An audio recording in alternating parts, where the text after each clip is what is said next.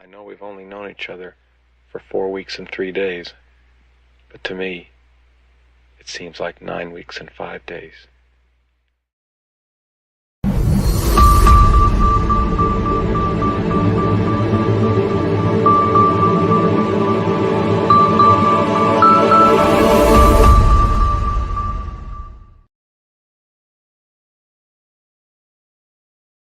All right, my passionate plant people and garden enthusiasts. Welcome to the Let's Get Growing show here on the Urban Gardener channel. I'm Enoch. I'm your host today, and welcome to the Sunday edition of the Let's Get Growing show. It's actually the second Sunday of the month, and on the second Sunday of the month, we are joined by with with our good friend Art. Or I'm sorry.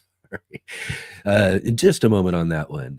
We're joined with our good friend Scott Wilson from the Gardener Scott channel. Master Gardener Scott joins with us every second Sunday of the month here on the Let's Get Growing show to answer all of your gardening questions. So Scott will be joining with us here just a little bit later on the show. So you've got plenty of time right now to start thinking about some really great gardening questions, some real important ones that you need to know as you're getting your garden started and looking forward to your 2025 garden. You might have some questions or just some things you want to know. Maybe there's something new you're growing, or I don't know, all sorts of stuff. But like I said, we've got a little bit of time now. Think up some really great questions for me and Gardener Scott coming up here just a little bit here on the show too. Right on, right on. And yeah, so again, thank you all for joining with me here. And if you are with us right now, definitely click that like button, hit the like button, thumbs up, and also subscribe to the channel if you haven't subscribed yet already. Bell notification to be notified of all of our upcoming videos and live streams. Share with all of your garden friends. I really appreciate it when you guys get the word out about the Let's Get Growing show. We have such a great show here every Saturday and Sunday at 11 a.m. Pacific Standard Time, 2 p.m. Eastern. I don't know. I'm having a fun time talking today. Um, but yeah, every weekend we're here on the Let's Get Growing show with some really amazing, awesome guests. We've got some really amazing guests still yet to come this year. We're just getting this year started, and we're just looking to have some really fun here on the weekends, talking about gardening, just having some really great conversations here. So definitely come and join with us, share with all of your friends, and let them know about our show. And a big, huge shout out to all of you who are watching our replay too. I know a lot of you are watching our replay. Got a lot of good comments yesterday from our video or our show yesterday as well too. So if you're watching us on the replay on your own time, definitely, I want to see your comments down in the comment section below. I love hearing from all of you. Let me know what you think of the show. Let me know if you got any questions or suggestions or anything like that, or just come by and say hi. I love it. Thank you so much for watching our show here when you get a chance to on the replay.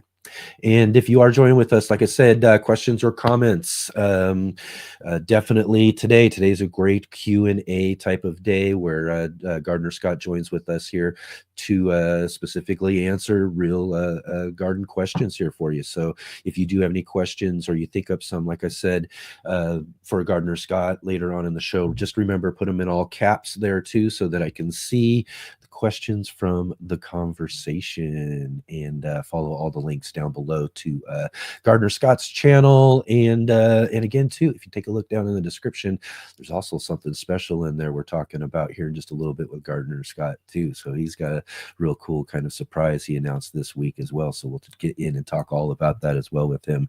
And yeah, excellent. Thank you all so much for being here with me today. And I hope you had a chance to join with us yesterday. Like I said, I got a lot of good comments about yesterday's show. We had with us Vikram Baliga, the plant prof. He's actually a professor at Texas Tech University, teaching agriculture, gardening, all sorts of stuff like that. We had such a really great conversation, kind of went in a direction I wasn't really thinking about, and we really dug into some kind of like futuristic thinking about gardening and growing food and that sort of stuff, and again, kind of digging into gardening higher education in a way as well too, which is a really great subject. So it was a really fun discussion. If you didn't get a chance to check that out, you'll want to go back to yesterday's show and check that out as well too. We also talked to our sponsor.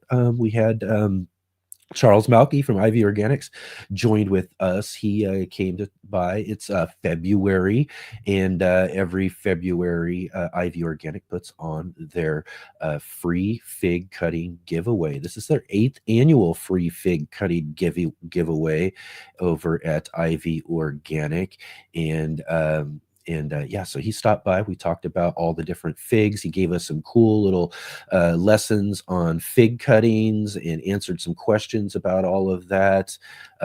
So it was really great. And as well too, we got a link down below. You can always go to Ivy Organics, and anytime during this month of February, if you order anything, so go get some of that 3-in-1 plant guard that I always suggest for everybody there too, over at ivyorganics.com, and he'll send you some free fig cuttings so you can grow some of these really cool fig varieties in your garden coming up this year as well too. So yeah, and you want to also, again, like I said, check out the conversation we had yesterday talking all about those fig cuttings and all of that as well. It was really good conversation. I really had a great time yesterday on the show yesterday.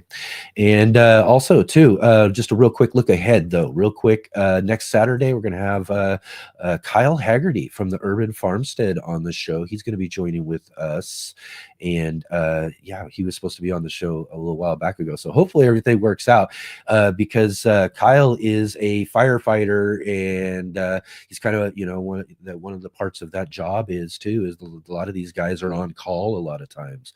So, you know, some things pop up, some things happen, and then boom, he's off and he's got to go. And that's kind of what happened last time he was supposed to be on the show. So hopefully if everything works out all right, we'll have Kyle Haggerty from the Urban Farmstead join with us, talk all about his gardens down there. He's actually not very far from me. I live in Southern Oregon. I'm actually only about 20 minutes or so from the California border. So Sacramento is not too far away from me, and that's where the Urban Farmstead's from there too. So we're not too far away. So we'll get in and talk all about his garden and what he's got growing on. He's got a cool urban orchard and all of that as well too. So lots to talk with him about. And then again too, on the Sunday edition of the show for next Sunday is the third Sunday. So we got the Gardener Scott on the second Sunday, and on the third Sunday we are doing our gardening book club. You know, we have our monthly gardening book club. This has been so much fun. We started this up last year on the show, and we've been getting to talk to so many great authors. And this month's book is What We Sow by Jennifer Jewell. And so far it is a really great book. Been really enjoying this book. Again, we're reading What We Sow this month, and so that's gonna come up to next week. Third Sunday of the month, we'll have Jennifer Jewell to talk all about her book and everything on the Sunday edition of the show. So that's going to be really great. I hope you guys have been enjoying that monthly gardening book club as well too. I love books. I've been an avid reader since I was a little kid. I just love books, and it's been just such a really kind of a fun addition to the show. Like I said, we started last year, and with my good friend Mark Boucher Colbert, who we all know well on the show. Mark joins with us live on the show. He usually does our In the Garden segment, which we're going to do here in just a minute. But he joins us live. So he'll be here live with us. We'll do a live In the Garden segment, and then we'll get together and he kind of co-hosts, and we both get to kind of do a Q&A with our author and talk all about this just really wonderful book that we've been reading throughout the month. And like I said, we've had some really great books and some really great authors on this book club. So if you get a chance, you'll definitely want to participate as we get moving forward as well too, with more books, more authors and everything throughout this year too. So lots and lots on the table here. Like I said, Mark Boucher Colbert, Mark MBC. He joins with us every or on most Sundays, depending on what we're doing and all of that. But on some Sundays, especially though the second Sunday for sure, we know we're going to get a new segment from our good friend MBC in the garden. He put a little bit extra into this week's segment, so we're going to get to it right away here and get a really great garden lesson from Mark. He's such a great garden teacher. He teaches up at the Portland Montessori School. He's a garden instructor there and teaches all age groups from little kids. Yesterday we had a university professor on. Mark, he's a professor to all of the young ones from the little kids in first grade on up, and he teaches all grades, all sorts of great gardening skills. And we are so fortunate to have him here on the Let's Get Growing show on Sundays to do his segment in the garden. I hope you guys all enjoy. And after that segment, we'll dig right into all of those garden questions. So again, while we're watching this segment from NBC, think up some really great questions for Gardner Scott coming up here as well too. So, all right, I hope you all enjoy.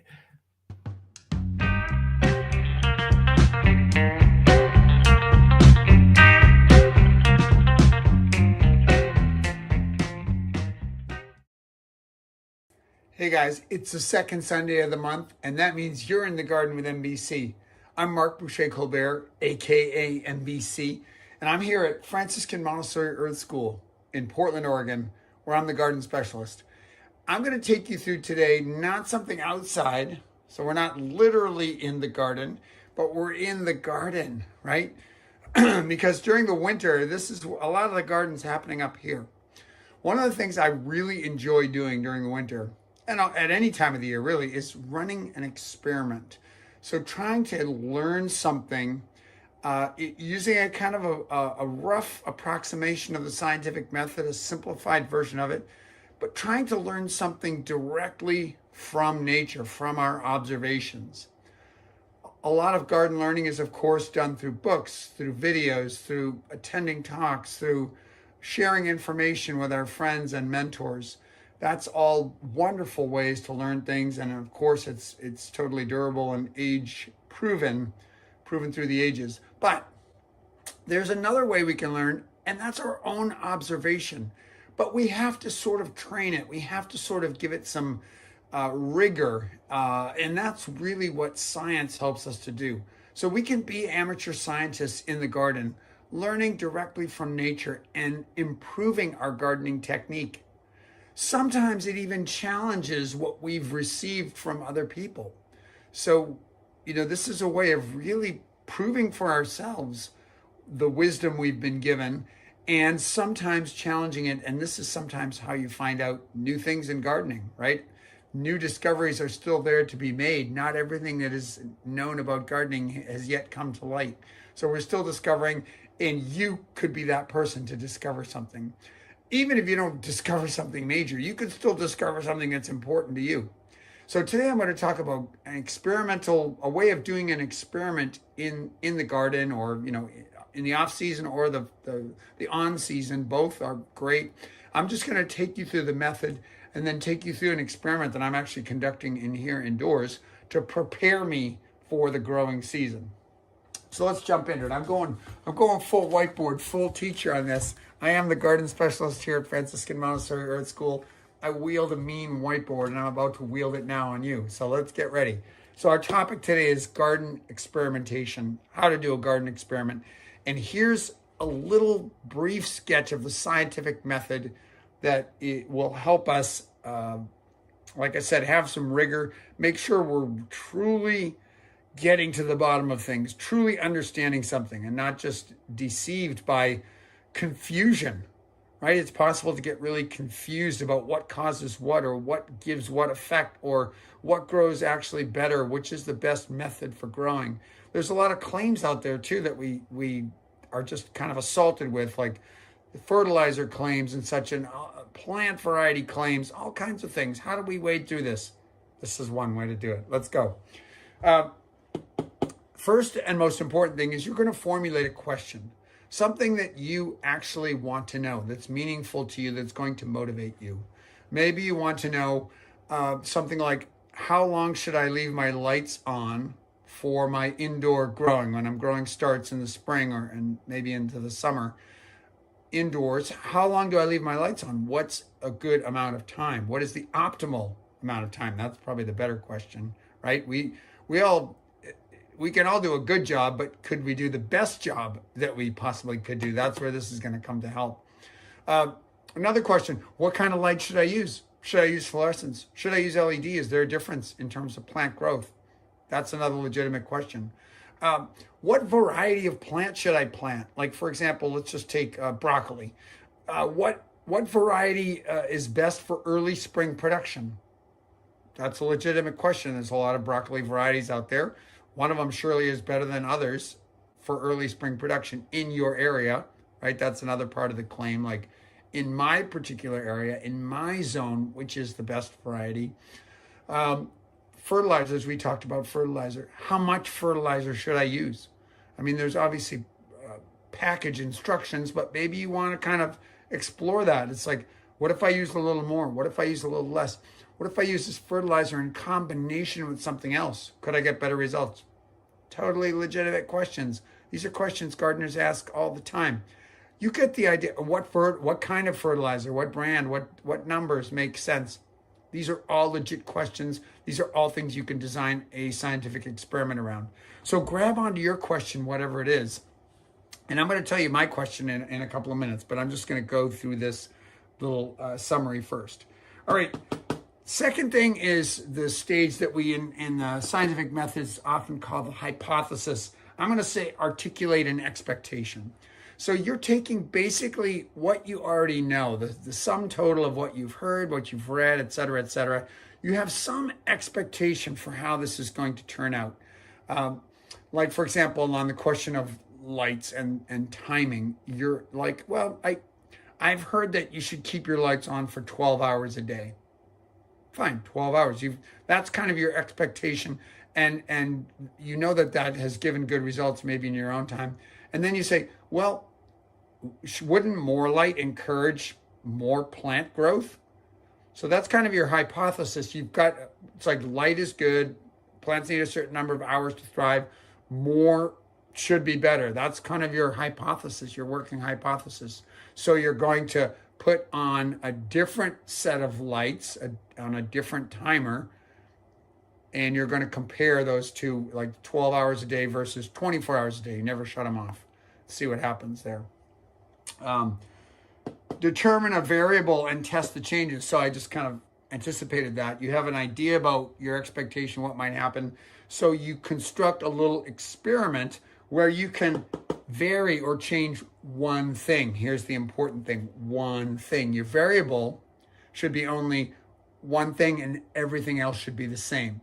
Let's talk about how to operationalize that and why it's important. Okay, the variable is going to be the hours of light. Okay, that's what you're going to change. Now, if you put kale seedlings under one set of lights and pepper seedlings under another, you don't know if the difference in light, and then you measure. That's what we're going to measure. We're going to have to test the changes, so we have to come up with some measurement. In this case, it might be height, the height of the seedlings. You don't know what the inherent growth rate differences are between those plants. You don't know how they respond to the photo period, the length of light term in a way that's different from each other. You've just confused your experiment, because now you're not only varying the amounts of light, you're varying the kinds of crop under that light. So when you do the experiment, you find one thing to vary, let's say the number of hours of light, and then you keep everything else the same. If you plant red Russian kale on one, you plant red Russian kale on the other. If you plant it in 4-inch pots on one, you plant it in 4-inch pots on the other. If you use potting soil A on one of them, you use potting soil A on the other. See what I'm saying? You don't want to be mixing things up, because then you get into the muddy, murky mess of what change actually made the difference. What was the significant change? What was the significant variable? because you've let a lot of things vary. So you're going to determine what your variable is. In this case, it's a little timer that's going to, mark out the hours of light. I suppose if you go 24 hours, you don't need a timer, right? Because it's just always on. Anyway, you're going to set your variable, and then you're going to find some way to test the change. Here, if the variable is hours of light, the test we might do is measure the height of plants at a certain time, right? So we'd be measuring the height and then determining if indeed more light makes things grow faster, better, things like that. You're going to collect data, so you're going to be writing this stuff down, recording it, and I'm going to show you my little setup for that. And then you're going to make some kind of a conclusion.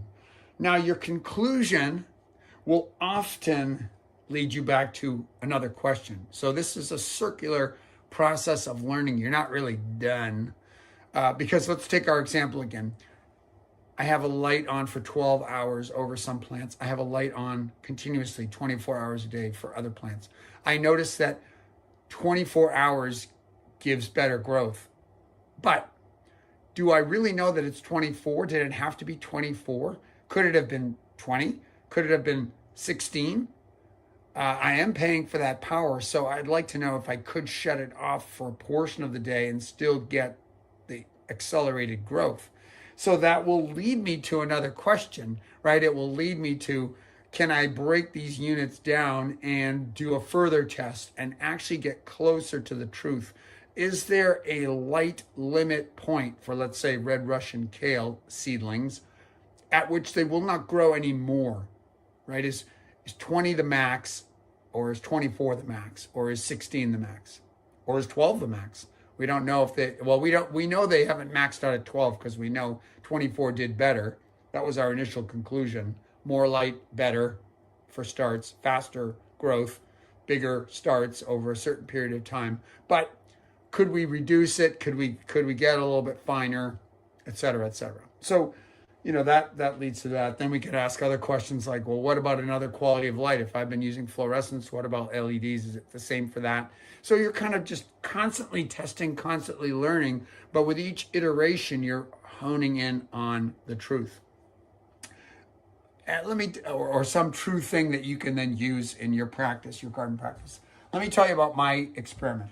So what I'm looking at is, I'm looking at digging a hole in the ground, and I usually do this when I plant, let's say, things like cucumbers or warm season crops, corn, cukes, put in tomato starts, whatever it is, when they're direct seeding or transplanting. I usually dig a hole in the ground, mix in fertilizer, and then pile it back up, mix it all in there, pile it back up, and then plant my seeds.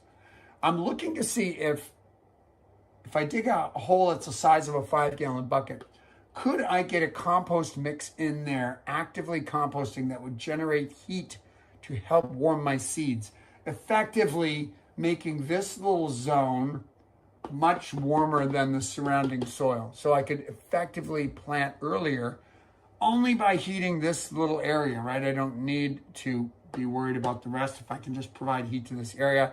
And I want to do it in a natural way with compost. It's very easy to do it that way. I don't have to run any cables or do any kind of manipulations. I don't have to worry about putting up little tents, although I certainly could to conserve additional heat. I just want to see if I can put some compost in there, and then with the idea being that as it cools down, the roots can grow down in and get nutrients as well later on in the season. To do that, here's how I'm operating. I have two materials that I can get easily. One is cedar chips, cedar shavings. I get those donated. There's no limit to the amount of that I can get. And I can just moisten it and get it kind of uniformly damp. So I have a huge pile of damp cedar shavings at my disposal. The other thing I can get very easily is this very uniform chicken manure. Ooh, yeah, that's the good stuff. It's a pelletized version. This one's called Nutri-Rich, but it's basically just dried and pelletized chicken manure. It's very uniform. It's easy to mix and easy to measure out consistent quantities. So I'm wondering if I mix these two things together. I already know, and here's where some of my hypothesis is, that if I mix something like cedar shavings, which has a lot of carbon material, it's carbonaceous, with something like chicken manure, any manure, has a lot of nitrogen. Nitrogen waste product is what manure is in a lot of ways. Nitrogen and carbon, I know if you get that in the right balance, you can generate hot compost. It's active. Active compost generates heat because of all the surge in bacteria that come to consume it, right? You're giving them the exact proportions that they need to surge in population. It creates heat. What I want to know is, what is the ratio that I need to mix these two things in? I know the ideal carbon to nitrogen ratio is 25 or 30 to 1 to activate compost, but I don't know exactly how much carbon is in this, nor how much nitrogen exactly is in this. Too hard to measure on my small scale, on my, with my non-laboratory conditions. So I'm just going to run an experiment that uses a 5-gallon bucket of cedar shavings. So here I have a 5-gallon bucket which has been filled with moistened cedar shavings. To that, I am going to vary the amount of chicken manure that I add. My whiteboard's giving me trouble. So this is my variable, the cups of chicken manure. I'm going to have one that I call the control, where I just do 0 chicken manure, just wood shavings, okay? Just the cedar shavings. And then I'm going to go up from there. I sort of randomly chose 4 cups, 8 cups, 12 cups, and then 18 cups of chicken manure. What I did was I took my moistened 5-gallon bucket full of cedar shavings. I'm assuming that those are all approximately equal. I dump 1 bucket in at a time into my wheelbarrow. I dump the prescribed number of chicken manure cups in. I mix them up. I put them back in the bucket. I label the bucket. So for example, here's my control. See, I put 0 cups of chicken manure, 0 cm, that's control. And then I've got all the other ones labeled appropriately. Now, how am I measuring? So my variable, I've done my variable. I'm varying the amount of cups of chicken manure or nitrogen. How am I measuring? I've got 2 thermometers, a digital and an analog. I'm using those together at times just to verify that they're, the digital one is accurate. And I'm basically just sticking this probe in to a specified depth and then taking a reading. I am also taking an ambient reading at the beginning here just to see what the room temperature is. And I've been charting that. Let's look at today's. So here, and here's my data collection tools: pen, clipboard, and paper at the site of the experiment so I can easily collect the data. All right, what am I finding out? I'm finding out that if I put moistened cedar chips in a bucket, they are at the same temperature as the room. That's not a big surprise. I didn't expect, from my hypothesis already was that carbon materials on their own will not just spontaneously ignite or generate heat, right? Most piles of wood chips just sit there for a long time. They don't break down very fast. True, you probably will say, oh, but Mark, I've seen wood chips steaming. There's obviously compost going on there. Yes, when things are freshly ground up, there's often leaves in there and such. But this, for example, is just straight up cedar shavings, not a lot of nitrogen material, no heat being generated. But look at what happens when I start to add. I add 4 cups, pretty much no change. 8 cups, no change. 12 cups, I'm hitting a sweet spot. I am getting a temperature increase, 4 to 5 degrees above this. I go back down when I get to 18 cups. I've got some other experiments running with arborist wood chips, the kind that have just been freshly ground up, more or less. But I'm noticing something similar. 12 cups seems to be the sweet spot. Now, that's helpful. So I can get a 4 to 5 degree boost over a surrounding temperature of 45. That's what my soil temperatures are going to be like in May or April when I'm wanting to plant some of these things out and get an early start. So I know that if I dig a 5-gallon size hole and I put that amount of wood shavings in with 12 cups of chicken manure, I'm going to get a boost of temperature. I already know that that's going to be a great amount of fertilizer for my plants later on too. I'm going to get some big healthy plants when that composts down. So I have learned something. Now, do I need 12 cups? I don't know. There's a big gap between 8 and 12, right? So I can go back and I can test. I could refine the testing process. I can go back what if I used another kind of fertilizer? Would something else be more effective? I mean, this has a nitrogen number of 4. This is 432 NPK. So maybe something that's more potent in nitrogen would actually be more effective. I could use less. Maybe I could have some cost savings there. These are all further questions. You see how this happens? But right now, just as we speak here, as you're listening to me, I have some certain and sure knowledge that I can provide like a 5-degree boost to my soil temperature. And if I bury that in the ground, despite the surroundings, because I'm surrounded by about a 45 to 50 in here during the winter, I know that that's what my soil is going to be like, and I can have confidence that this little unit is going to provide heat for stuff above. All right, what's the moral of this story? The moral of this story is that you can be this kind of scientist. It's very amateur. It's very pull yourself up by the bootstraps kind of science. But there is some rigor because we are applying this method. We are thinking about our variables. We are trying to really limit what we're looking at, to really just make one change between a couple of different systems and observe what goes on. And in this way, you're going to get sure knowledge. You're going to get something you could really act on. And then you're going to get a whole series of questions that will just keep you going. It's kind of like gardening. There's really no end, but it's fun to do. It's good for us. And I hope you do undertake some kind of garden experiment this year in your gardening practice. On season or off season, anytime is a great time for learning. Thanks for being with me. I'll see you next month in the Garden with MBC.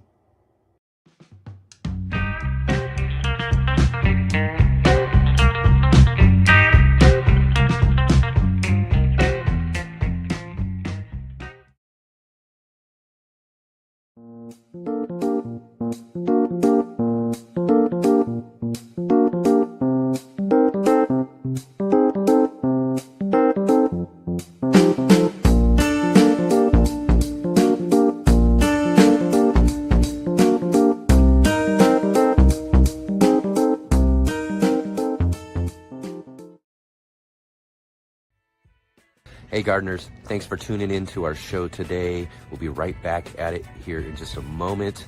I just wanted to take a second here to highlight our regular videos and features here on the Urban Gardener channel. Our weekly garden journals,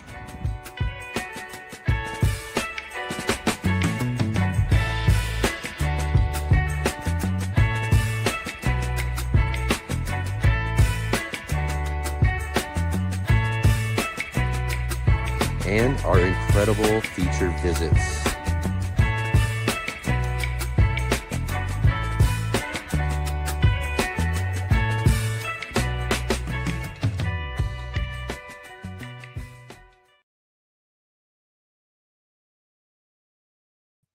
All right. Here we are back at it here on the Let's Get Growing show. Thank you so much for joining with me here today. Let's take a quick little rundown and see who we have joining with us today. Of course, so we got to start by saying hi to Jay Dixon, our facilitator. Thank you for joining with us from Ontario, Canada. Great to have you here with us. And thanks for all that you do, putting in all those great links and everything during the conversation. So everybody keep an eye out for those as we're talking here with Gardener Scott coming up here in just a minute. I hope that you all have been preparing your gardening questions as well, too, for Gardener Scott. This is a great time to get all of your great gardening questions answered. See, we got Bowtie Life in the Garden here with us. Thank you for joining with us here. Rick joining us from, like I say, the future down there from down under in Australia, getting up nice and early with us. I see we got Leslie here. Right on. Great. Thank you for joining with us. Adam Burley, our other moderator, joining us from right down the road here. He's in Central Point here in Southern Oregon. So Adam's just right down the road. Great. Thank you so much for being here with us today. Bettina, great to see you from Eastern Ontario. Awesome. We've got Ellen joining with us from Long Island, New York. Awesome. I've been out to Long Island before. Love New York. New York's one of my favorite places. We got Big Will Dog joining with us here. Hope all is well. And that kind of reminds me, last Sunday we just kind of had a fun hangout.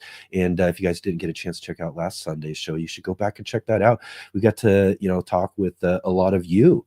I kind of opened up the show to all of you to come join with us, and Will came and joined with us from In the Soil, so it was great to see him there as well. We had Jay with us, and David from Bowtie, and a couple of others as well too. It was really great show. You should go back and check that out. It's a good way for us to get together and meet each other too, so I really kind of like that. We'll have to do some more of those as well.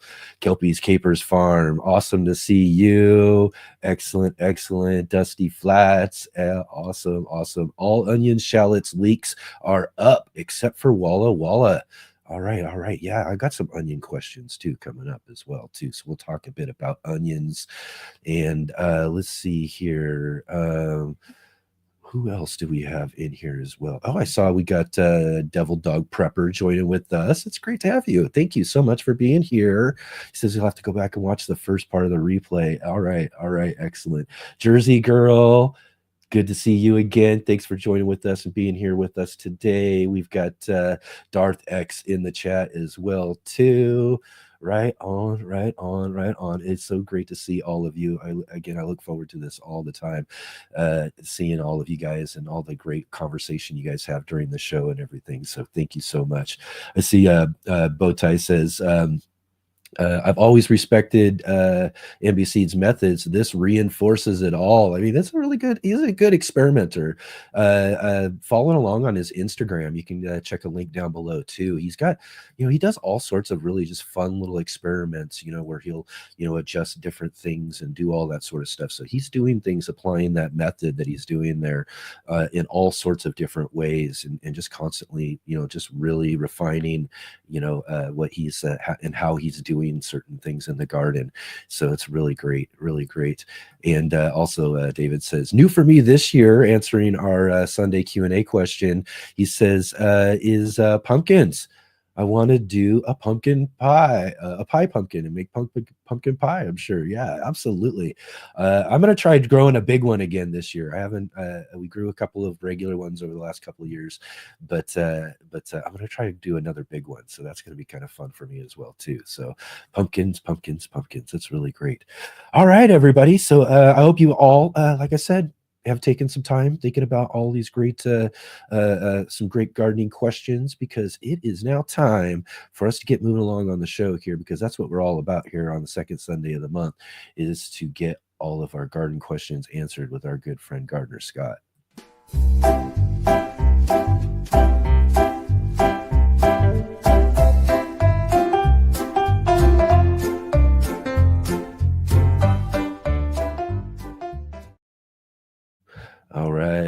All right. So like I said, we got our good friend joining with us here. Oh, sorry. I got to make sure I got this right. Our good friend Gardener Scott joining with us here today. It's the second Sunday of the month. It's always great. Like I always say too, it just seems like you were here just the other day.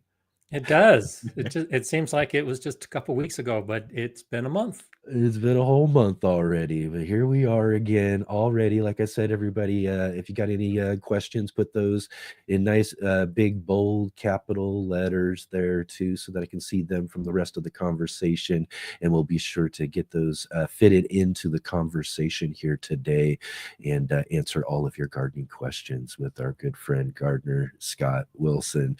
But I want to get started off right away, because I kind of threw out a cool little surprise this last week and everything. So I wanted to kind of dig in and kind of get started talking about that as everybody starts thinking about some of their garden questions out there.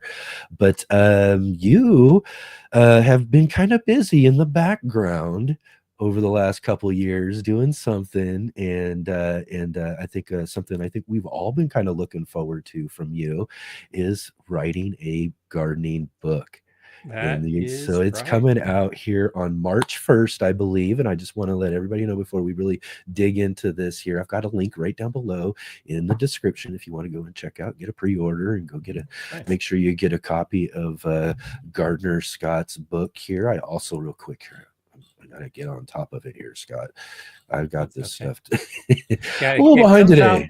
It comes out on March 1st in the U.S. There you go. Yeah, I actually Yeah, have an advanced copy, so it's being shipped, I think, to libraries and bookstores in the next week. It comes out April 1st in the UK, and I've been yeah. trying to find out for Rick and others. I don't know what the release plan is in Australia yet. But March 1st in the Right. US, April 1st in the UK, and the green screen is kind of cutting out on some of it. But just like you Oh, showed, right.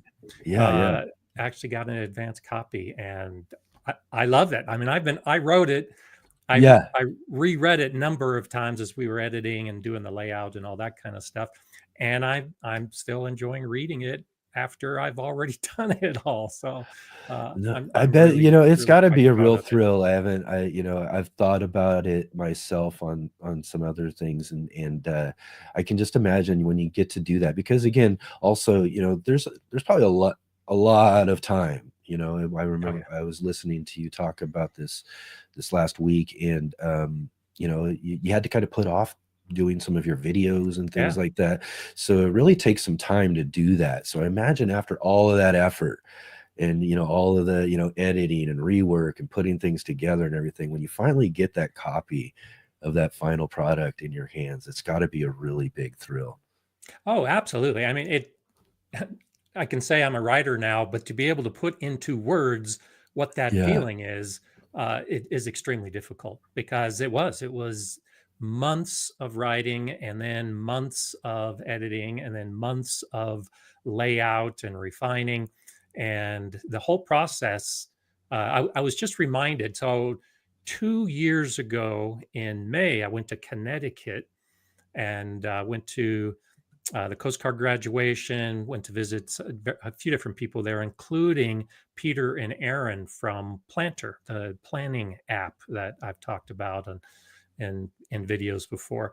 And they reminded me, both of them, this week, that it was back in May, almost exactly 2 years ago, that I was in discussions with the publisher and just getting ready to sign the contract. So this whole process, from the time that we first started talking about it until the time that it's being released, is almost exactly 2 years. Almost exactly 2 years. Wow, that's, Yeah. again, yeah, that's some pretty good time to be dedicating to something like that. But yeah, what a really fun project though altogether, Yeah. right? Yeah, it is. It has, the book has hundreds of photos, and I took most of them except for just a little more than a handful. And so over the last 2 years, every time I visited somebody, traveled someplace, I was taking photos. So it's not just Yeah. pictures of my garden. It's photos from all over the United States primarily, and there's some pictures from Scotland that are in there, and it's just bringing it all together is just, it really is a thrill. It's just pretty incredible, but it's good to be done with it. Right, right. Yeah, and that's kind of what I hear from most authors that I get to talk to, is that, they love the whole project. It's great to kind of put things, into, a one volume of all of this stuff. Yeah. You know what I mean? You've been collecting for years, in a sense, in your own gardening education and everything, but to kind of refine it down into this like one nice volume and everything is a Yeah. really great fun project. But it can really pull a lot out and take, like you said, take some good time and dedication to get done. And one of the things, it wasn't particularly difficult. The most difficult thing was trying to to bring it down to a readable form and not have it too much information. Right. But it's Gardner Scott's Guide to Raised Bed Gardening, and it's it's more than just raised beds. When you think about raised bed gardening, and there's the cover again, Yeah. it's all about soil, it's about planning, it's about pests, it's about watering, it's about all aspects of gardening. This just happens to have a focus on doing it in raised beds. And I talk about wooden raised beds and stone raised beds and metal Mhm. raised beds and hybrid raised beds.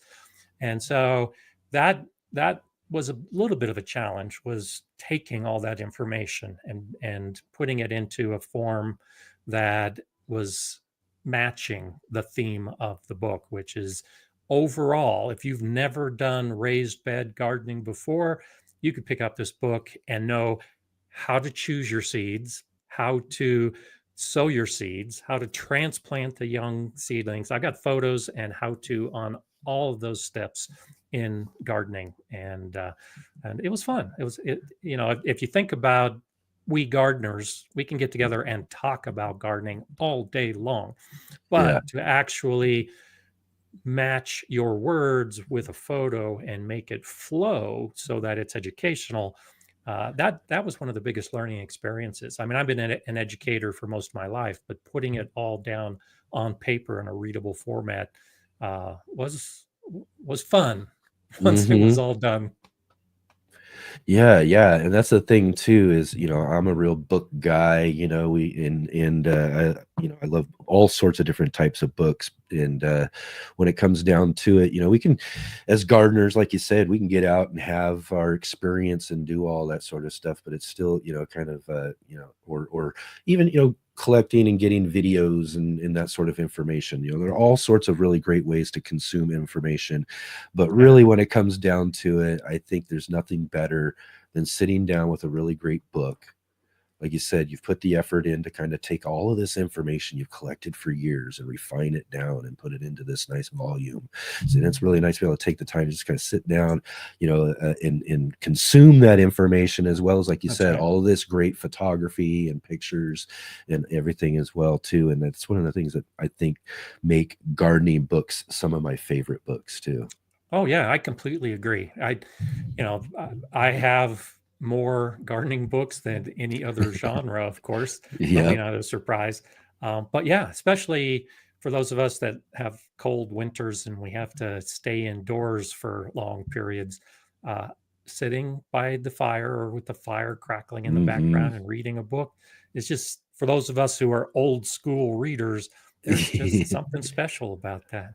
Yeah, yeah. I just, and again too, as we move towards the future and the, more and more into the digital age and all of that, I just hope that's something that we can keep carrying on with our human existence, is this I agree. love for reading and just sitting down with a good book and enjoying your time.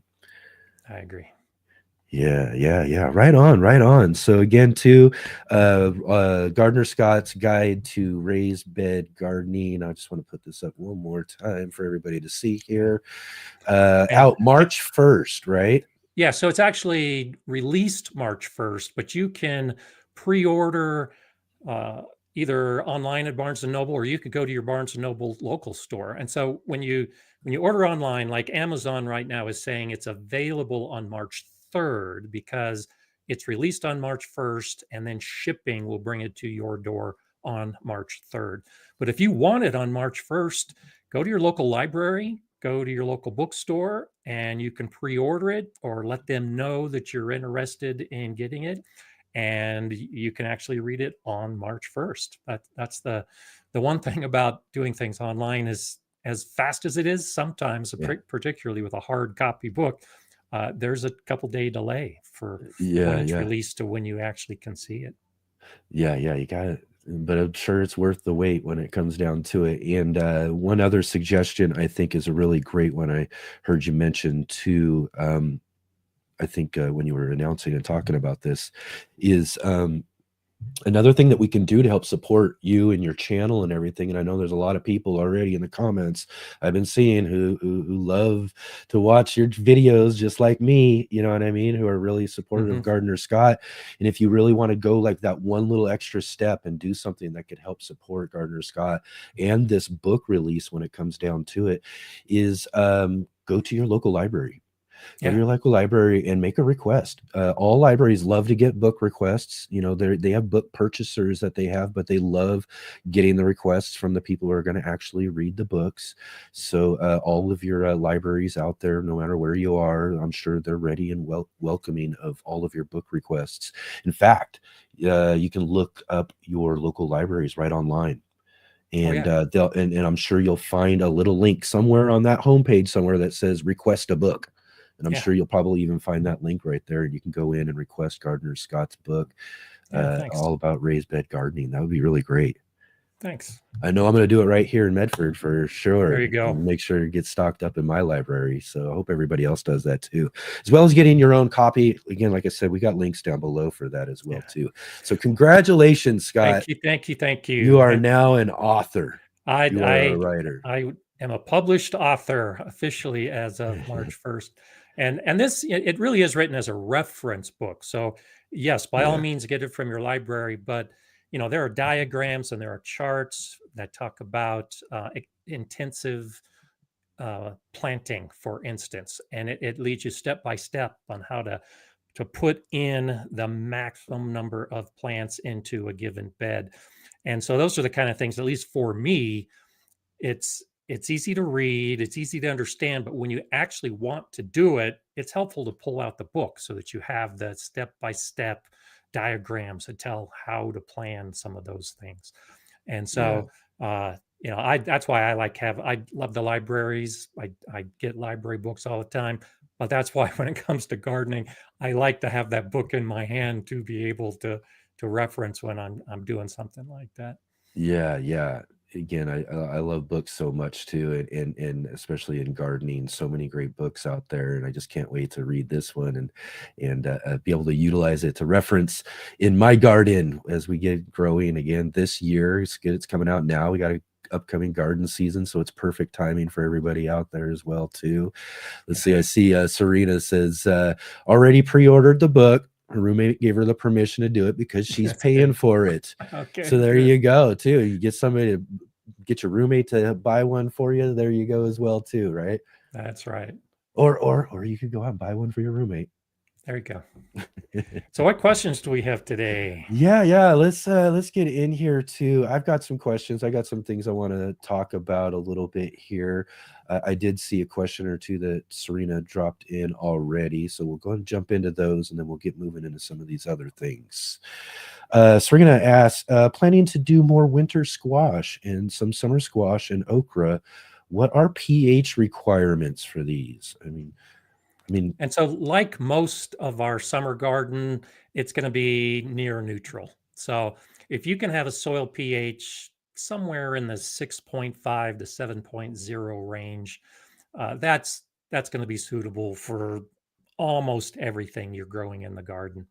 And so if you've got a particularly acidic soil or a particularly alkaline soil, you might need to add some lime or add some sulfur to get it closer to neutral. But if you're able to grow tomatoes, then you're able to grow squash. If you're able to grow peppers or peas or beans, then you're able to grow squash. So I, of course, always recommend getting a soil analysis, an actual laboratory analysis, so you get a good idea of what you have in your garden as far as pH and nutrient levels.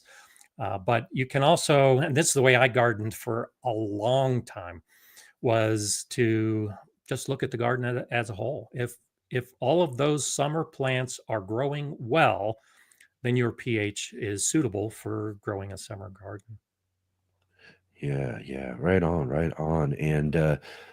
And let's see here. Is Jay says here too, get all your questions in there, put them in all caps and everything. So like I said, I hope everybody's been thinking up some really good questions. Make sure you drop those into the chat there, and I will make sure to highlight those and make sure we get those into our conversation here with Gardner Scott.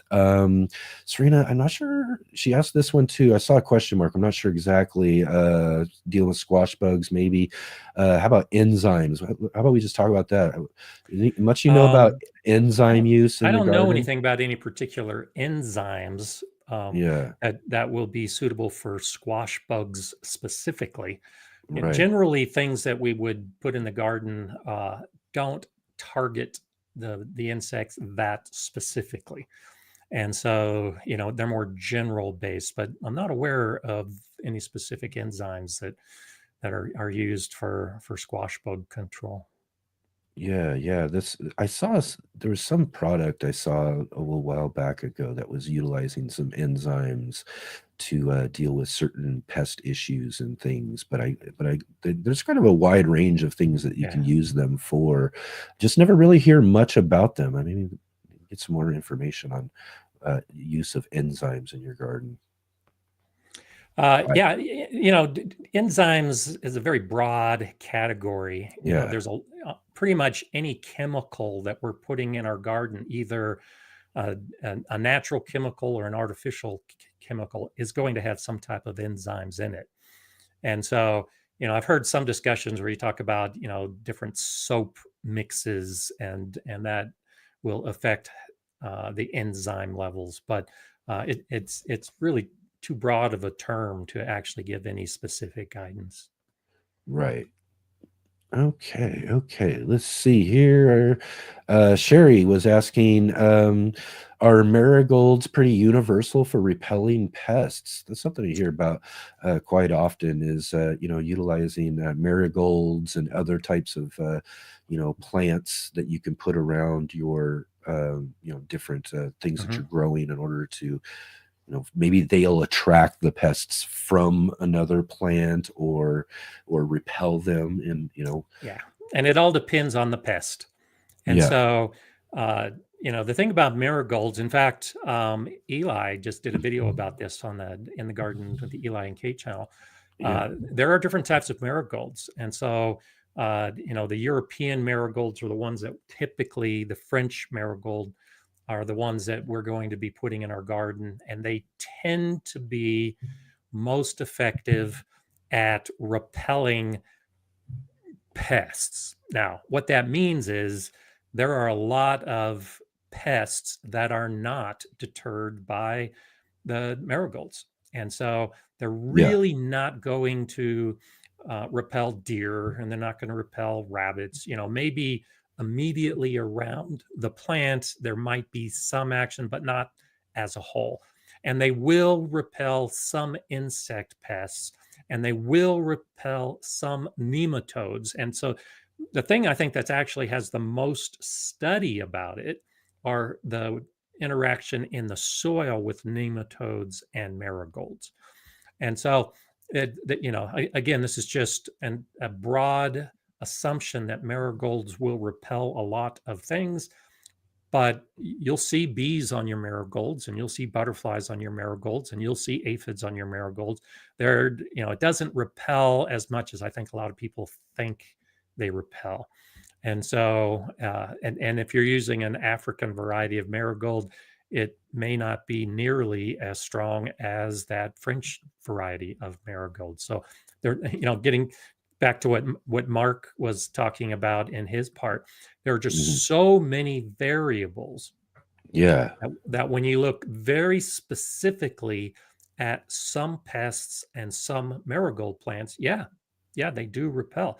And the problem when we see an experiment like that, or we see some anecdotal evidence in our garden, is it's very easy to infer that it works on all pests and that mhm, all varieties of marigold will do the same. And so right, it's just too specific to be able to say that more than one pest is affected. And as far as universal, no, I would yeah, say that they're not even close to being universal because it's a flower, and the role of flowers on a plant is to attract insects and animals, mhm, and marigolds will do that.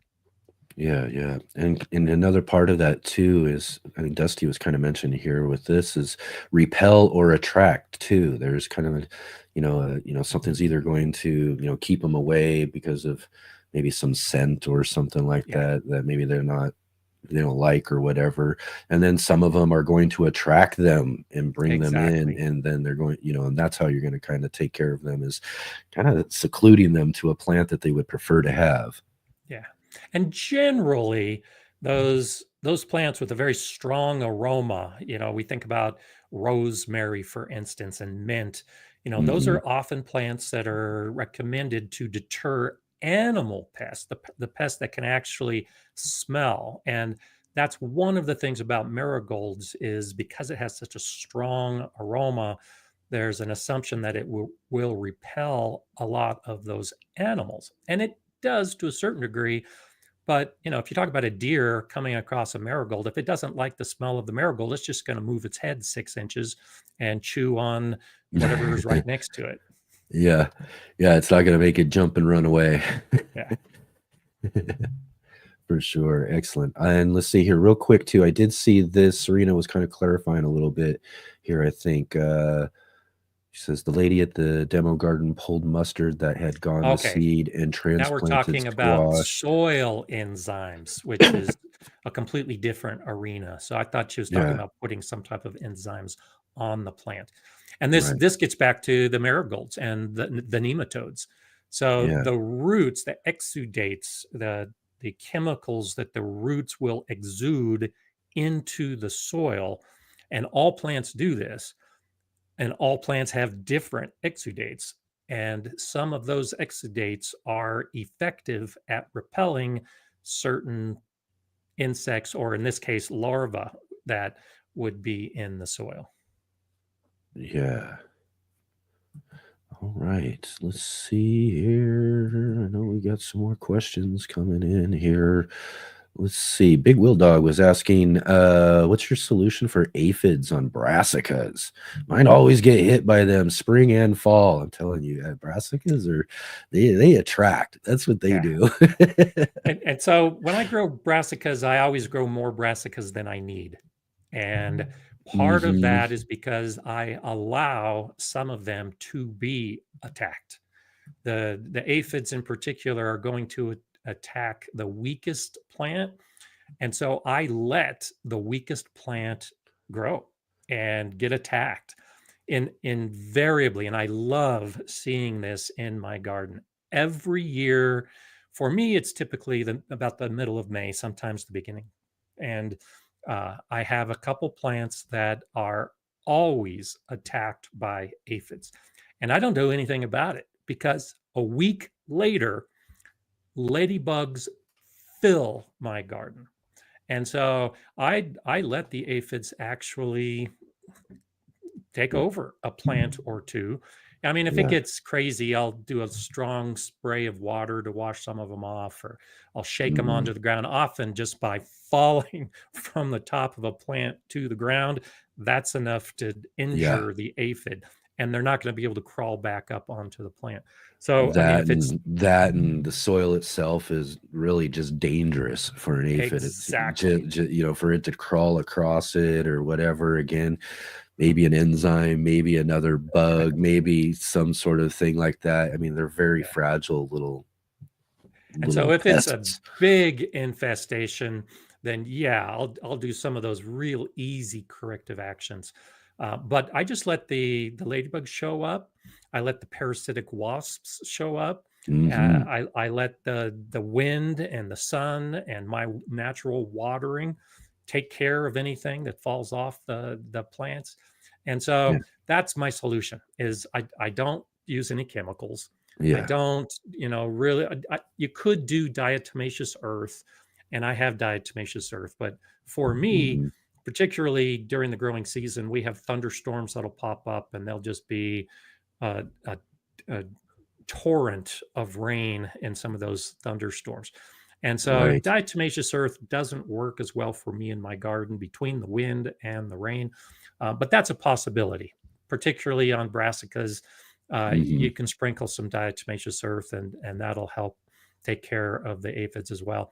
But this is why I advocate, and he's heard me say this before. That's why I advocate growing grasses and weeds and flowers and everything else you can in your garden to have that biodiversity that will attract those parasitic wasps and the lacewings and the ladybugs. All of those are going to feast on the aphids. And so and this is what we call integrated pest management right there. It's IPM, and that's just and again, like you said, by bringing these other things into your garden, you attract those things that are going to do a lot of that work for you, right?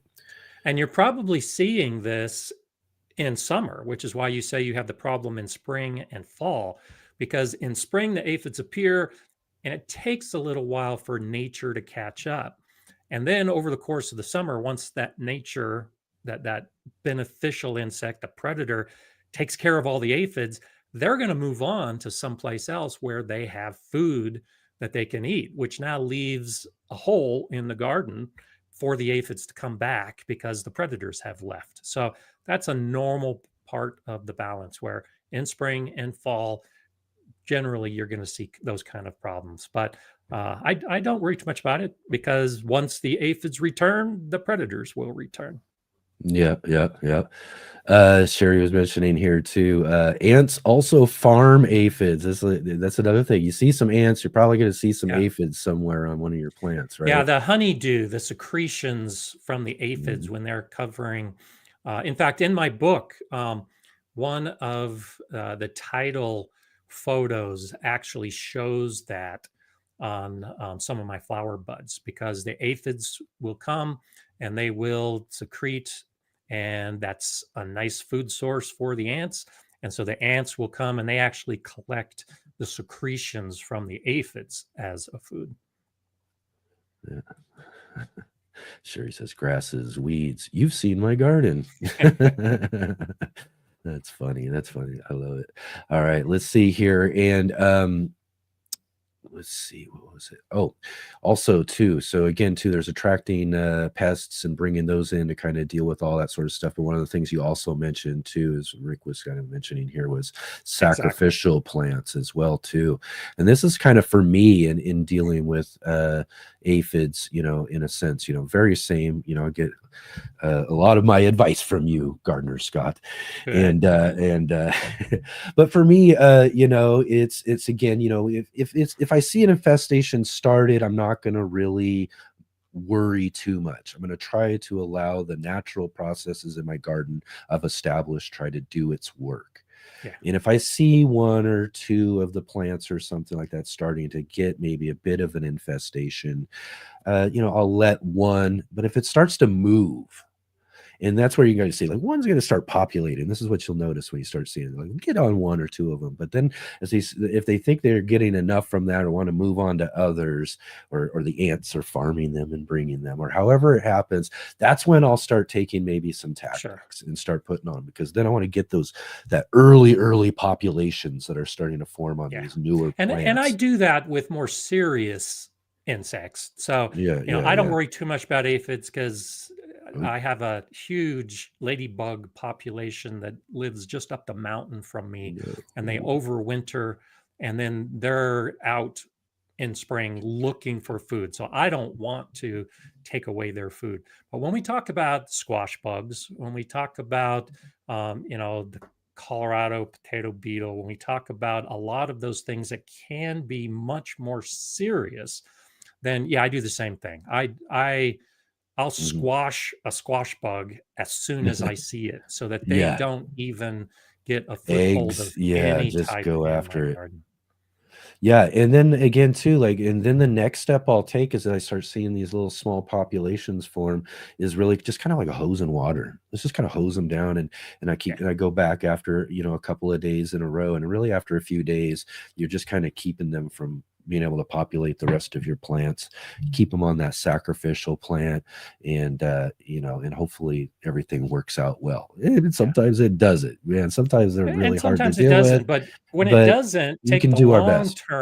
take the long-term approach. And so identification of the pest is critical. That's a big tenet of the integrated pest management system and process.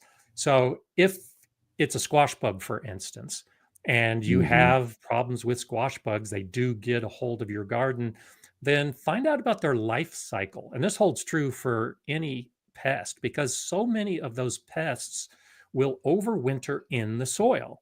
And like we were talking about earlier with enzymes in the soil, there are beneficial nematodes, there are enzymes, there are all kinds of bacteria within the soil that can and do deal with some of those pests. But you can also deal with them as well. And so if you have one of those pests that the eggs are laid in the soil, and then the larva develops, and then they climb out of the soil onto the plant. It can be as simple as you just raking your soil in spring, just disrupting those eggs or larvae, and you may be able to eliminate a problem just by knowing when you should take action to really reduce their population. Yeah, yeah, exactly. Right on, right on. And oh, let's see here too.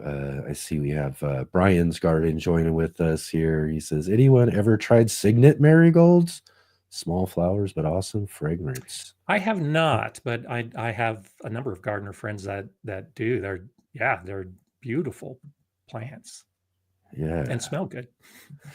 Let's see here. Dusty Flats put this in too. It says flour and baking soda tend to get rid of soft body bugs. Is that something you've heard about? Yeah, this is one of those things, it kind of plays with the idea of, there's a couple things that it plays with. It's not the same as diatomaceous earth. So as they crawl across it, it might gum up their legs. And so there's some deterrence there. The baking soda is more of an alkaline solution where you change the pH on your leaves, and that will impact the pests that want to eat that leaf or suck from the leaf. So, yeah, that's a possibility. But I don't like personally using kitchen products that have a better use. And even though baking soda is cheap, it is one of those things that can take time. Did you lose me? I think we lost you there. I can hear you. I can hear you still. Okay. Yeah. For some reason, my camera just clicked off. Yeah, mine was trying to do that. I've been having some issues myself with my technology. Yeah, just go ahead and reload maybe. All right. Well, we'll let Gardener Scott get a minute there to get caught up there and everything as well too. So just remind all of you as well to put your garden questions in. I still got some more coming up here, and I try to keep an eye on them as well too. I'll let you all know there, because I know some people are repeating them and putting them in caps, because that's the best way to get your questions seen. But I try to keep an eye on for most every one of them out there. I've got one more coming up, but hopefully you guys got some more questions in mind too for Gardener Scott. I'm going to dip into a little conversation with him as well too about some seed starting, because that is what time of year we're in right now. And so we'll look into some seed starting questions. I know he's put some videos out about that as well. Let's see here. I think, yeah, he's still trying to get in. But again too, technological issues, they hit the best of us, man. I'm telling you, we had some issues just a couple weeks back when we had Jenna from Grow Fully with Jenna on the show. She was on with us a couple Saturdays ago, and my whole camera system and everything just shut down on me too, right in the middle of the show. And there's nothing like having the host of the show completely just ditch his own show. But Jenna was such a champion. And here's another thing too, I'll give a caveat on that happening too, because Jenna was telling me, and this is the only show she's ever done. Like, she hasn't done other podcasts, she hasn't done other shows. It's the only one she's ever been on, so we got an exclusive on Jenna from Grow Fully with Jenna. But so she hasn't done this stuff. She doesn't do any live streaming or anything. But man, when I popped off of that, she just took right over, man. She just started hosting the show. She started answering questions. She just went on with it, man. So that was really something. I was really, really happy and proud of her for being able to take care of that situation as it happened. Because like I said, technological issues will definitely hit us when we're trying to do these live streams, and especially our live streams. It's one thing we can deal with technical issues, might put a delay on getting a video out or something like that we're trying to put together.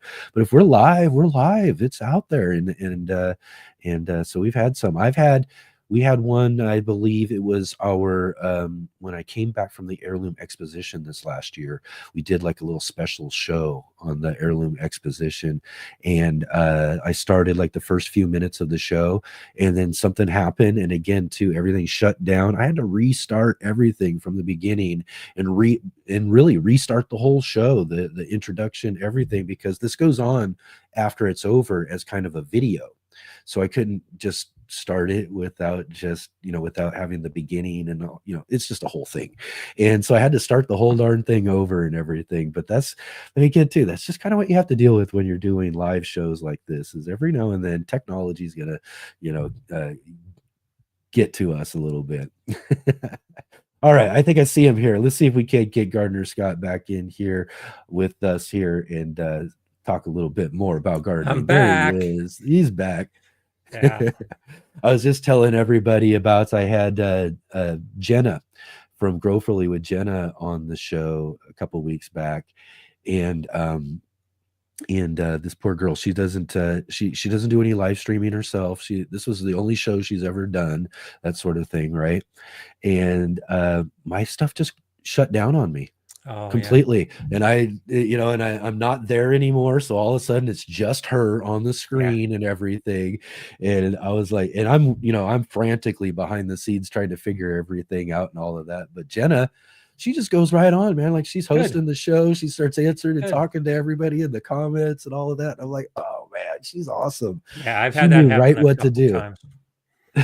and it, I don't know if it's, everyone is streaming because of the big game today, if my internet popped off for a minute or whatever, but my camera went out, and when I came back, it didn't recognize the camera, so I had to reboot, but everything's good now.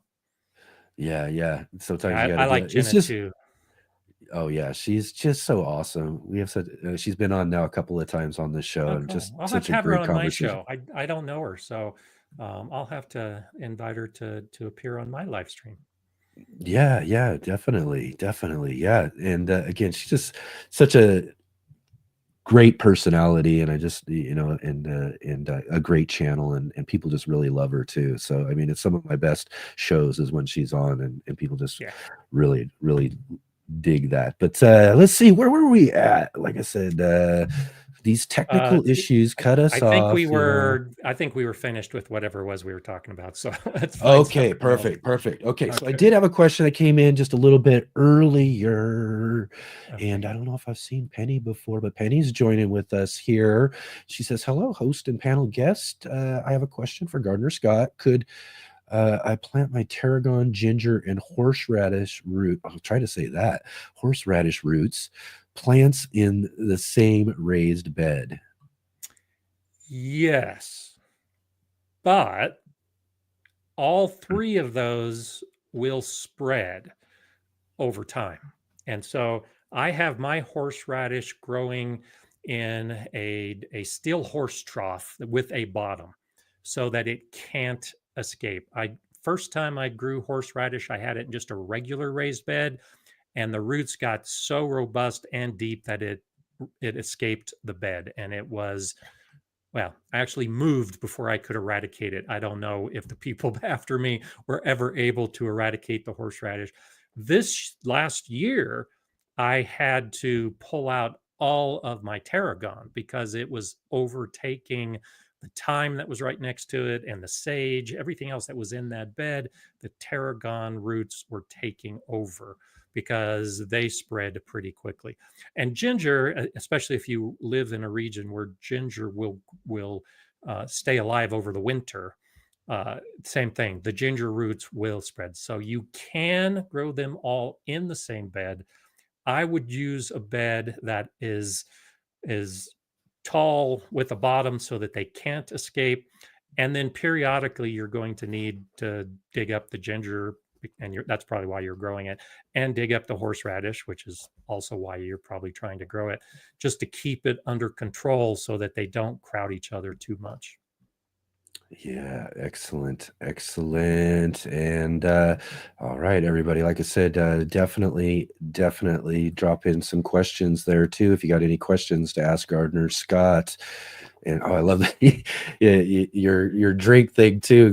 It gets see through, so it goes right back. Yeah, That's so funny. I it's a love green water bottle. I need to it. switch to Yeah, my other one. green screening. All right, all right. Yeah, any questions or comments for Gardner Scott? Put them in all caps there into the chat there, and we'll get those questions answered. I wanted to. Oh, sorry, you're going to say something. Well, I was just going to say, looking at the chat, I had broached the subject to Jay a long time ago about the Oh, yes, I was possibility gonna. of being a guest on my show. And at the time, she said she didn't do that. But I'm looking at some of the chats and saying, Oh, and yeah, she that's says right. apparently she does. So, yeah, Jay. So I sent you an email, Jay, that I don't know if you saw it based on the address I have. So, Jay, send me an email, gardnerscott@gardnerscott.com, and then we can go ahead and discuss some other issues, but also talk about you getting on the show. I'd love to have you on the show. You've been Yeah, yeah. on my show for so long. I We know. definitely need to make that happen. Yeah, yeah. Well, I mean, that's where I think Jay discovered our show was through you being one of our very first guests on this show Mhm. as when we first got started, and she's been with us ever since. And again, I think it was just some reason I can't remember what it was last year or something like that. Something popped off, and so I was like, "Hey, why don't you come on and join with us?" And we did a kind of introduction to Jay Dixon, who it's on most people who watch gardening live streams will see Jay in the comment section, Yeah. always helping out, always dropping in links and Yeah. helping the She's great. discussion along, or helping people understand things a little bit better that are being said, and just a great presence in anybody's chat. So definitely. Yeah. She does a great job. She was on just this last week as well too, dropped in for one of the things I've been really having fun doing is these just when I don't have a show or something comes up or whatever, I'll just kind of hang out with everybody and give everybody the link to the Right. show Yeah. so that they can I pop was in sitting here. in. I was sitting Yeah, in. I didn't yeah, yeah. comment, but yeah, I saw that you Yeah, had done that. yeah, yeah, and I thought that was really fun, kind of like an old school radio show in a way where you Yeah. got like call-in callers, except for they can come in video, and so that everybody gets to kind of see each other too. For those who are brave enough to get on the video link and do it, so it's been fun, and we've been doing Yeah. a few of them. So it's really great to kind of do those sort of things as well too, and having fun with the audience and everything. Let's see here. Let's see. I see Sam's in the audience. Thanks for joining with us, Sam. And like I Hi, said, Sam. everybody, put your questions into the comments section there. I got one question coming up here. Oh, did I? Maybe I don't. Oh, I I see thought a I did. question from Brian's Garden asking about can you Am I start from an missing? organic horseradish root? So, Oh, horseradish propagates very easily, and if you get a start horseradish one. root Sorry. from your store, you should be able to use that as the starter for growing horseradish. Absolutely, as long as it's not too dried out. That's the thing when you get a lot of things like that. The store is they're not always as viable because they've been sometimes treated with chemicals so that they don't sprout, or they're dried out. But if it's organic, it's not going to be sprayed with that, and it's worth a try. I did that with sweet potatoes. I did a video a couple years ago, and that's how I started growing sweet potatoes, was by getting organic sweet potatoes from the store and going through the whole process. And there's a lot of things you can get from the supermarket and then grow in your garden. Yeah, yeah, you'd be surprised about the things there. One of my favorites, garlic, of course. You can do, Mhm. some regular potatoes even. If I always say go to the organic section though, if you're going to go get some of that fresh stuff to grow in your garden. So let's see here. One of the things I was noticing too, and this kind of goes back to the book in a way. is, and we kind of touched on this when we were talking about the book, is that, it took some time away, and you had to kind of take some time away from really kind of your videos and putting your videos out on a regular basis and everything. So I'm sure you're getting back into full swing now that the book's finally out and all of that, and you're ready to get new videos out. I have some things coming up in the near and medium term. But yeah, a video came out on Thursday and a video came out yesterday. That's what I was going to say. It's been a couple months, but yeah, you just had a couple that just came out. Yeah. And I was going to say, and one of the things too, of course, it is that time of year. So I wanted to kind of get in and, kind of talk with you about a couple of things with seeds and seedlings and things like that. It's seed starting season, basically. And that's what one of your videos was. So I got a couple of questions myself for some things. Like you say in there, 12 seed starting mistakes to avoid. Go down to the link below. You'll see Gardener Scott's channel link down below. You can go and check out this video too. And he's got 12 seed starting mistakes to avoid. You don't want to be making these sort of things. So go check out that video on seed starting mistakes to avoid. But I just got recently started doing my pepper seeds. I'm getting ready to do some onion seeds. I'm going to talk about onions here in a minute as well. So I'm getting seeds started. So I wanted to ask you a little bit, because I'm kind of dealing with a couple of things. One of the things with growing my peppers this year is one of my strategies, I guess you would say, is to kind of get in and go and use some of these older seeds and things like that I've got, because I just keep collecting, and if I don't use them, they're just getting older. But that's the thing, they're older seeds. So let's talk a little bit about using new seed versus older seeds, and maybe some issues you're going to deal with older seeds. So when we start talking about seed viability, that's the most common term. But I actually did a video about this last year, where I talk about all of those different factors, primarily age, that will affect your seeds. And so the age of a seed does matter, but not as much as you might think. So I think 2 years ago, I did a video where I talked about how long a seed can last. And so you see these charts, and in that video, I have a nice long stream of all the different plants and how long the seeds can be expected to last. So for instance, at the bottom of the list is often onions. And so onion seeds can be expected to last for 1 year. That's what all the lists say. Most of the plants we're growing in our garden are in the 3-year range. You start getting into tomatoes and peppers, now you're talking about the 5-year range. But in that video where I talk about the viability of seeds, I was germinating seeds that were 6, 7. I think I had some 9-year-old seeds, and they germinated. I didn't get 100% germination. And that's where, when we talk about the seeds, over time, they're going to lose their ability to germinate well. And so when you buy new seeds, you can expect close to 100% germination. Over time, that's not going to be the case. So like with onion seeds, you're going to get 100% germination in the first year that you are sowing onion seeds.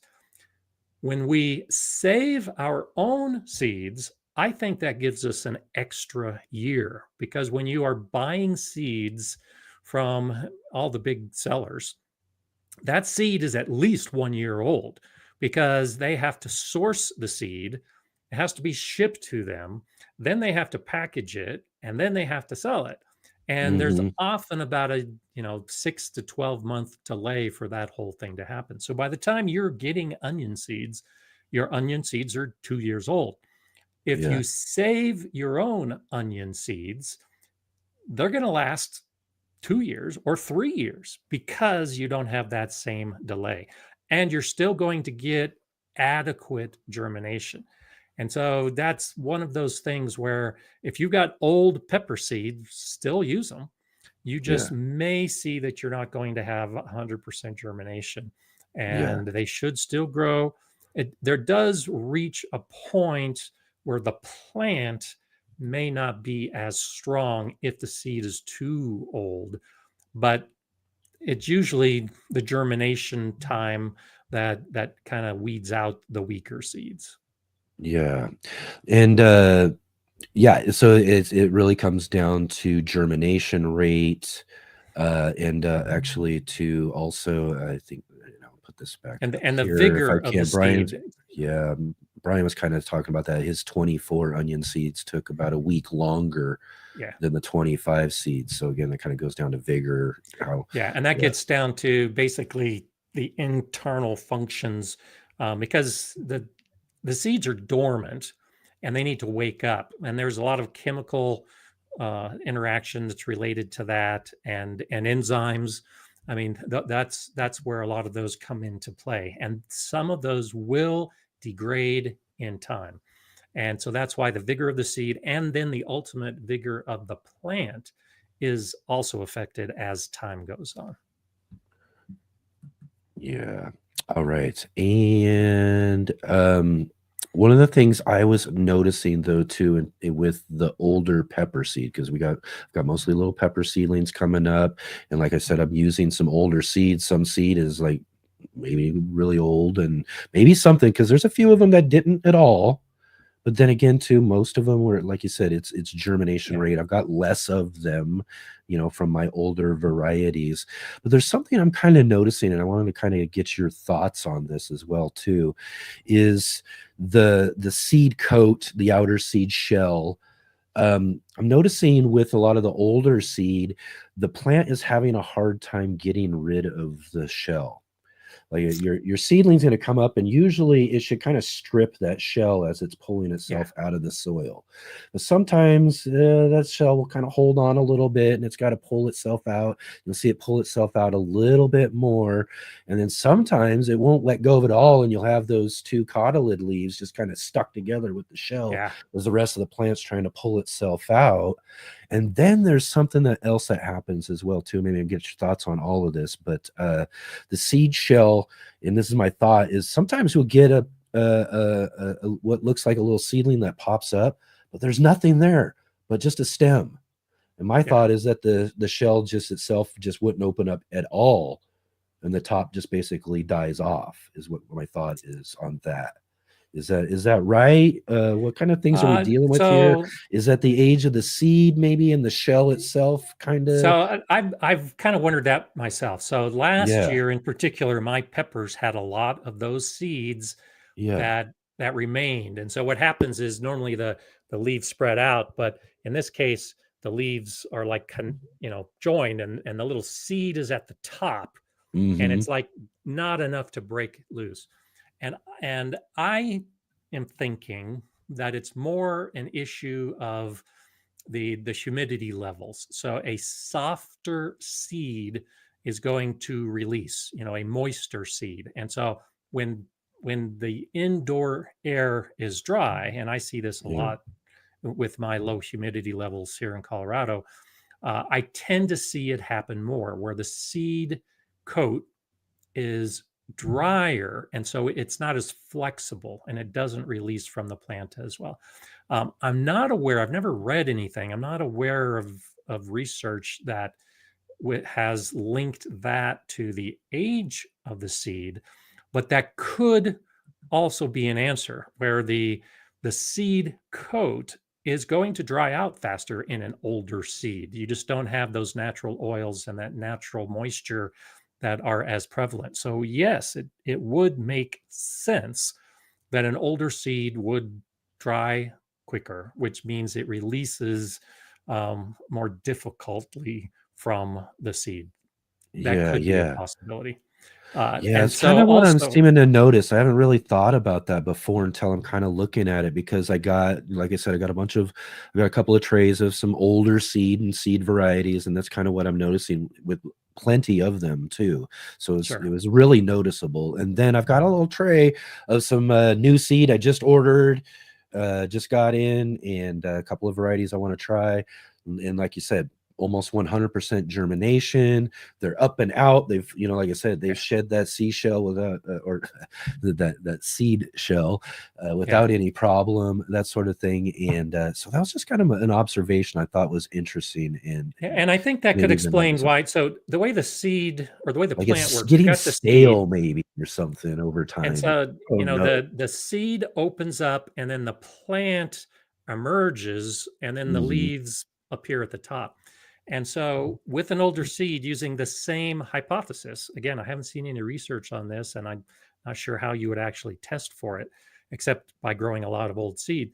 And so if as that seedling is emerging, if the seed itself has not opened enough, then it would make sense that those leaves would tear off, and all you would be left with is just a seed with no leaves. So it could be the same explanation for older seed. Just the seed coat itself is not as flexible, and that could be what you've seen with some of the seedlings that you've had. Yeah, that's what I'm wondering. That's what I'm thinking too, because like I said, there's a couple of varieties, and it's also too, it's if it's happening, I've noticed like I've got a couple with a couple of different varieties, so it's happening to certain varieties. Yeah, I noticed so that something's going on with those specific seeds within that variety. But yeah, it's just the main stem popping up and nothing else.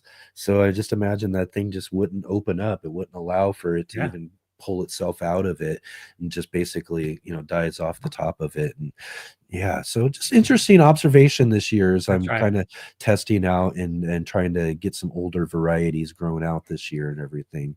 So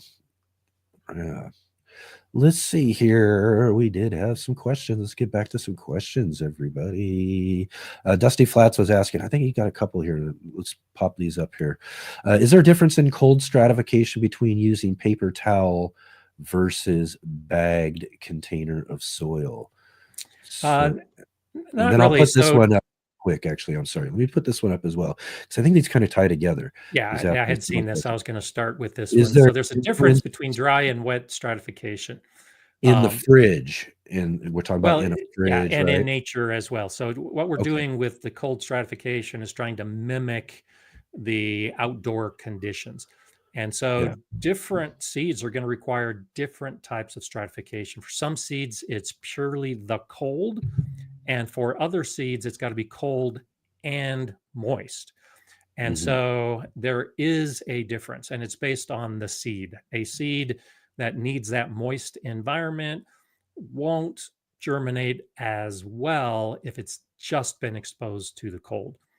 And when you are talking about that moist cold, there really isn't that big a difference between whether it's a wet paper towel in the refrigerator or soil in the refrigerator. As long as it's receiving those cold, moist conditions, it's essentially the same. And the plant or the seed is looking for those conditions, and it doesn't know if it's a paper towel or soil. It just knows that it's getting cold, moist environment, and then it germinates. Yeah. Excellent. And how does the seed know how long? So actually, I've been putting together a video where I'll be talking about how the seed knows.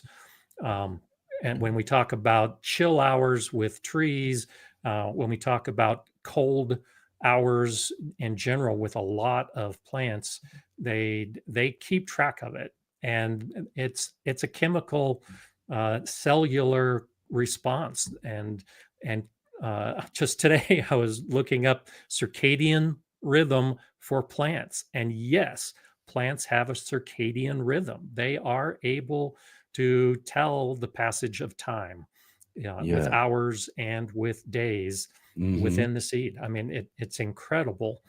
But different seeds have it's kind of it's not that they're actually counting the hours, but there is a time component. And once they hit that time, it's like something unlocks in the seed that then enables it to germinate and grow. Yeah. And then here real quick too, I saw Rick put this up, and this will go back to seeds in a way too, because maybe it's something we touch on when it comes to older seeds versus newer seeds as well too, because we can think about if we got older seeds and we've been storing them. Yeah. And so then storage really kind of comes into play That's as a well, big right? factor. Yeah. So Rick's kind of mentioning here, seeds loose in a packet or sealed in foil for comparison, unopened. Yeah. So I'm kind of thinking he's kind of just talking basically about, how they're stored in a way too could be an issue. Absolutely. So you want cool, dark, and dry for most seeds that you're going to save. And the thing that typically does us in is that where we store our seeds is not cool enough and it's not dry enough. As long as you're keeping them in a closet or a pantry, you take care of the dark part of it. And all of that is just to keep the seed dormant, because once it starts getting a little bit warm, the seed's like, oh, wait, it's warming. Is it time to wake up now?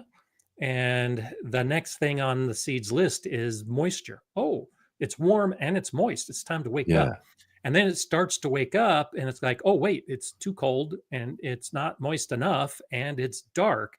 And then it kind of shuts back down again. Well, there's energy that's being expended internally. I don't know the exact mechanism, but if the seed thinks it's waking up and then not, and then it's waking up and then it's not, that's going to affect the viability. So if it's sealed in foil, or in most of our seed packets are enough, just the paper is often enough to try to maintain a consistent environment of cool, dry, and dark, and you will have increased viability and vigor of your seeds over time. Yeah. And let's see here.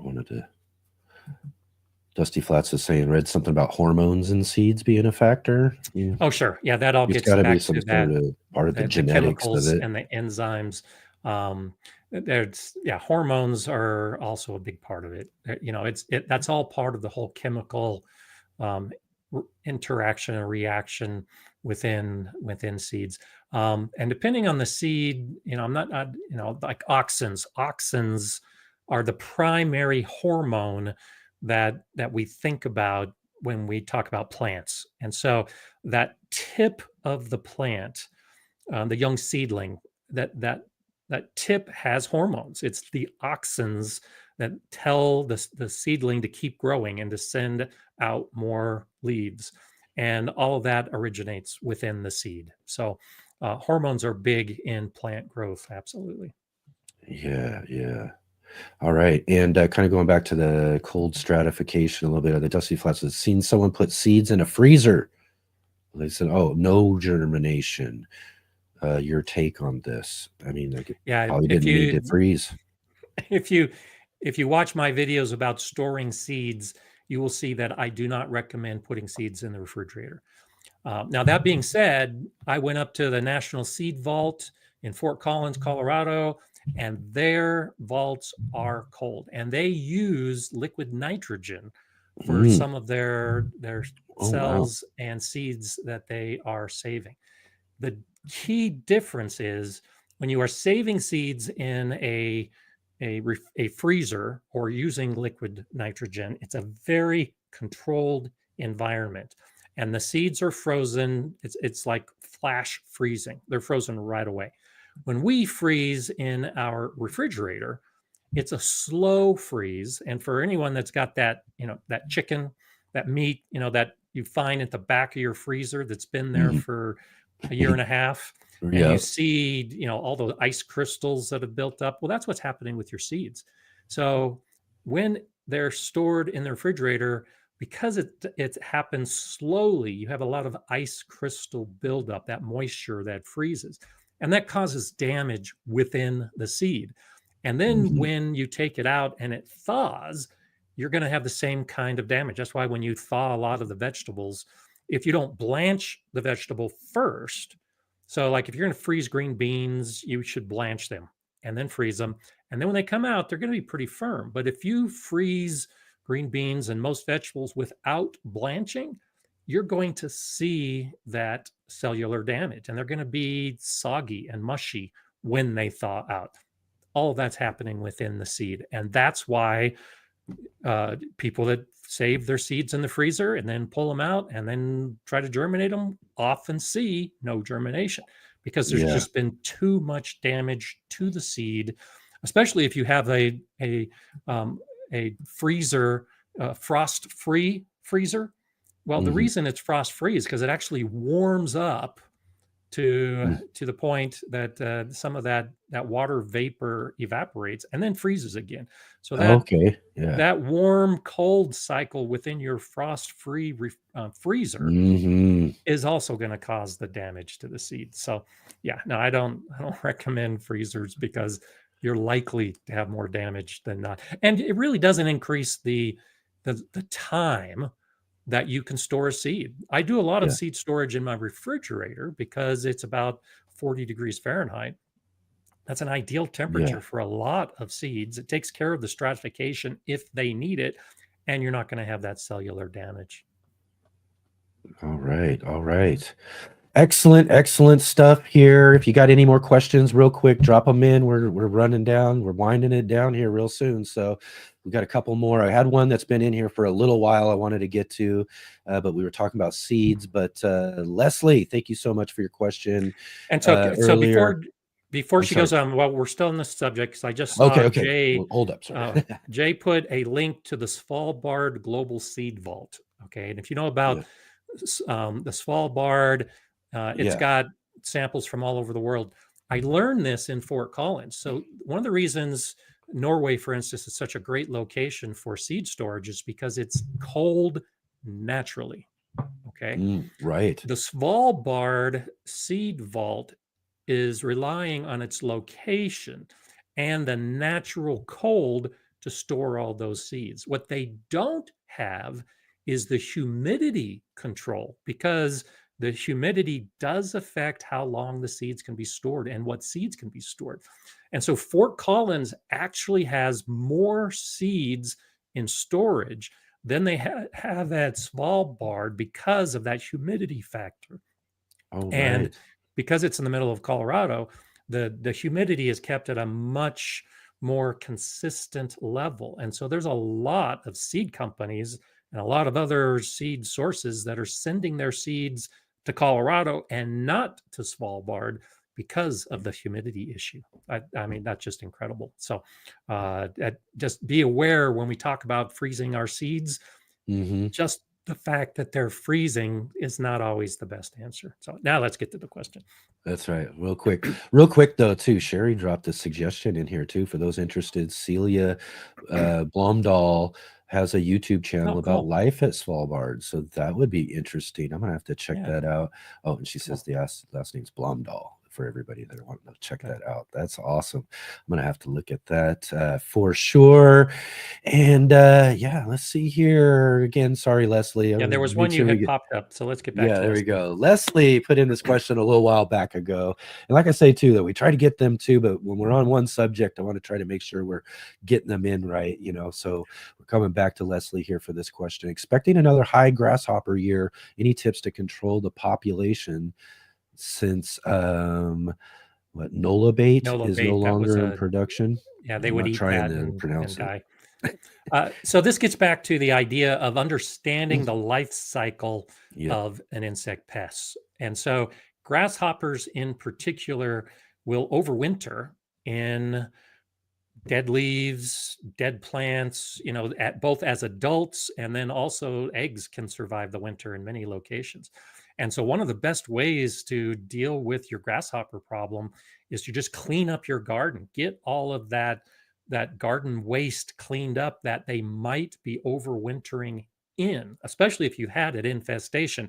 Chances are you've got the adults and the nymphs and the eggs all over your yard and you just don't know it because they're hiding Mhm. in some of the garden waste. And last year everybody around me had grasshopper problems and I had almost no grasshoppers. I have friends in my gardening club who lost crops because of the grasshoppers in my part of Colorado. I saw no indication of damage. And part of the reason was I cleaned up my garden, not knowing there was going to be a grasshopper infestation, but by cleaning up my garden, there were no grasshoppers that started the year in my garden. And that's the key. When they emerge, they're looking for food. So there were none really to speak of. Any grasshoppers that flew into my area, I was late last year because I waited for the soil to warm up to put all my plants in. So I didn't even put my garden in place until the third week of June. That disrupted the life cycle as well. So as these grasshoppers are flying around at the end of May and beginning of June looking for food and laying eggs, they came to my garden and there was nothing. And so Yeah. they kept going. So by the time my garden was growing, I didn't have any of those eggs or adults to begin, and then any that showed up moved on, and I was able to Mm, have an entire season of growth without a grasshopper problem. man, there you go. That's that's It's awesome. integrated pest management. It's That's putting all right. those pieces together and understanding how the pest's life cycle works. Yeah, yeah. There's a reason why the system has so many components. Is because that, they all kind of work together in a certain way. When we work to find that balance within the system itself instead of Yeah. a lot of this outside stuff or things like that, then that's usually when things work out the best. But it's difficult because so many gardeners want to get started growing right Yeah, away. yeah, And often that creates the biggest problem because these pests are looking for that young, tender seedling. And when you've got a whole garden starting at the same time that these insects are emerging from the soil, oh man, that's a smorgasbord and they love it. And all you have to do sometimes is just wait. A week or yeah, two is often enough to deal with some of those problems. yeah. Excellent, excellent. All right, all right, all right. This is it. I gotta get this done. I know we got a few questions and put in a couple of good questions here. I got one from Sherry still. We're got to wind it down. Yeah.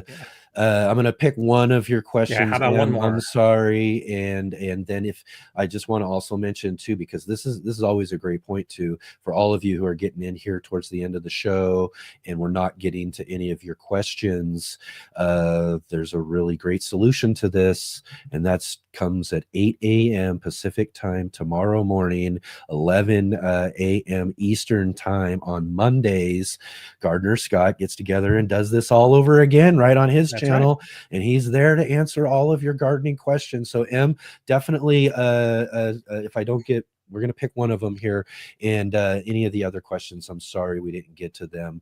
And if you do want to get them answered, definitely follow the link down below in the description to Gardener Yeah. Scott's Thanks, channel Enoch. tomorrow for his live stream there too, and he'll be definitely, he's always ready to answer any question. That's what I love about That's it. right. So let's see here. I'm gonna go with let's just go with the oldest one. There we go. First question. Is phosphate accumulation less with compost made with only greens compared to compost that contains manure? Or is it the same? I want to fill beds with all compost. I'm reconsidering. What do you think about that? It depends. So much. It depends on the plants that you're using in your compost because different plants have different levels of phosphorus and nitrogen and potassium and copper and zinc and everything else. So it depends on the plant as to what it actually contains that it's adding to the compost. The thing about phosphorus, is that it tends to bind with the soil. And so when we talk about the big three NPK, nitrogen, phosphorus, and potassium, nitrogen does not bind with the soil, which is why if you water too much, the nitrogen is going to flow right out of the soil. And that's why we often have to add nitrogen to the soil. That's not the case with the phosphorus and the potassium in particular. They tend to stay in the soil. It's difficult to get an excess of those two in the soil. It's possible, but they often occur naturally in such low amounts that the plants you're using in your compost are probably not going to create a problem. And I'm guessing that's why you're asking the problem, is you're trying to avoid an abundance of that in particular. But when we talk about manures, we're now talking about an animal that's doing nothing but eating those plants. And then it tends to concentrate some of that within their manure. And so that's why I always say know your source for manures, because salt is a big problem. If a horse is licking a salt lick as part of its diet, those salts are going to be concentrated within the manure. When we talk about phosphates, when we talk about the potassium, it's not as big an issue, but it gets back to the compost. I recommend, if you're going to use manures in your garden, put the manure into your compost, and that will help buffer the balance of all of those nutrients. So then when you put the compost into your soil, you're not, or I should say, very unlikely that you're going to have too much of the phosphate or of the potassium as a result of using your own homemade compost. Yeah, right on, right on. Good stuff. Scott, thank you so much.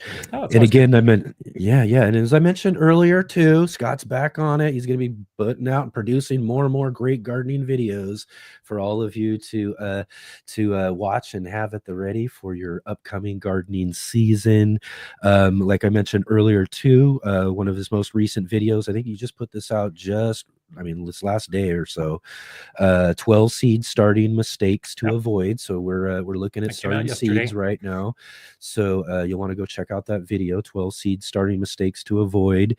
And you also did one just before that too. That's and I love this one. I love this one real quick. How I plan to garden for free completely. Yeah. Yep. Anything you want to mention about that video so people want to go and check it out? Yeah. So, it isn't intended to be clickbait at all. And I start the video by saying that setting up a garden costs money, and Yeah. if you look at the picture behind me, that's my garden. I have put a lot into my garden, but my garden is effectively built now. And so we get in this pattern, for those of us that are addicted to seed buying, where we think every year we got to buy new tools, we got to buy new seeds, we got to buy something new for the garden.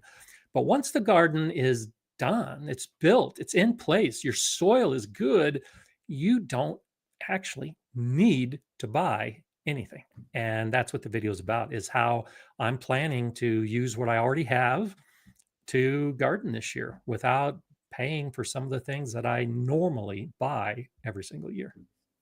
Yeah. So yeah, that's another great video for you to go check out too. Also on the subject of starting seeds or seedlings, your last live stream, like I mentioned, Scott will be live tomorrow, 8 a.m. Pacific time, 11 a.m. Eastern time on the Gardener Scott channel. There's a link down below, so you can go check that out, get any more questions answered. But if you do have any thoughts or want to learn a little bit more about seedlings, go check out his last live stream as well too. Last live stream is seedling and growing tips. So going to be a lot of great information there as well. I actually I did a series of 3 videos or 3 live streams to start the year that actually talk about different phases of the seeds and germinating and planning and buying. So yeah, lots of hours of discussion on seeds to start the year. Yeah, excellent. Lots of great stuff for sure. One last thing I wanted to say, Dealer 978 says, biggest mistake to avoid, not doing it. Scott But that one. and DLR has, is always there on the live streams. And I've talked about this, but I completely agree. And I've actually been saving that. It's on my list of video ideas. I actually want to dedicate an entire video to that mistake. So what I've been laying out is not doing, and then I break it down to all of those things in gardening that we don't garden because we think it's too hard, we think it's too expensive, we think, and it all comes down to you just got to do it. So You just got to yes, do great it. suggestion, and I didn't want to just throw that in with a link of 12. I want a whole video to talk about just do it. Just do it. And one last thing Another again. last I'm sorry. thing. I got all tons of last things, but real quick, we started this conversation by announcing that Gardner Scott has a new book out. It's called Guide to Raised Bed Gardening. Gardner Scott's Guide to Raised Bed Gardening. It's going to be released March 1st. You can get a pre-order right now. Link as well down below in the description to that. Go and check that out. And like we mentioned too, if you got a local library, go and suggest that they get a copy at your local library too. Great idea. Thank you so much, Scott, again too. I look forward to this second Sunday every single month so much. It's such a wonderful conversation on top of the fact that we get to answer all of your gardening questions out there for everybody out there too. So again, thank you so much for being here with us today. Well, thank you for having me, and I'll plan to see you. I think is it the 8th of March? Oh yeah, good idea. Let's double check that real quick here. March 2nd Sunday is the 9th. The 9th. Okay. March yeah, I'll be 9th. gone that following weekend, but I'll be here on the 9th. So perfect. I'll see you all then. Perfect. We look forward to it. Excellent. Thanks again, Scott. So long.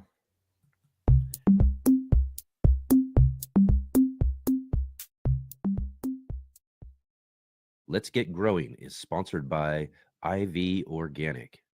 Hi, my name is Charles Malky, biologist and plant expert with IV Organics, where we grow cool plants and author Saving the World with the Home Garden. IV Organic 3-in-1 Plant Guard has 7 natural oils that protect your plants, not just from the summer heat as well as winter cold, but also protects your plants from damaging insects and rodents. The oils in the product include castor, cinnamon, clove, garlic, peppermint, rosemary, and spearmint. These oils are natural insect and rodent repellent oils, which are encapsulated by the base powder, offering your plants months of protection at a time. 1 application per year will suffice for protection against damaging summer sunburn and winter sun scald, but if the target is pests, application as much as 2 to 3 times a year may be necessary.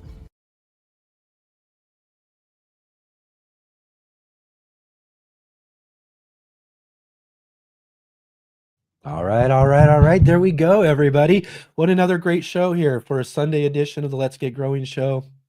Second Sunday of the month. We had a great conversation with Gardner Scott answering all of your gardening questions. I hope we got to most of them.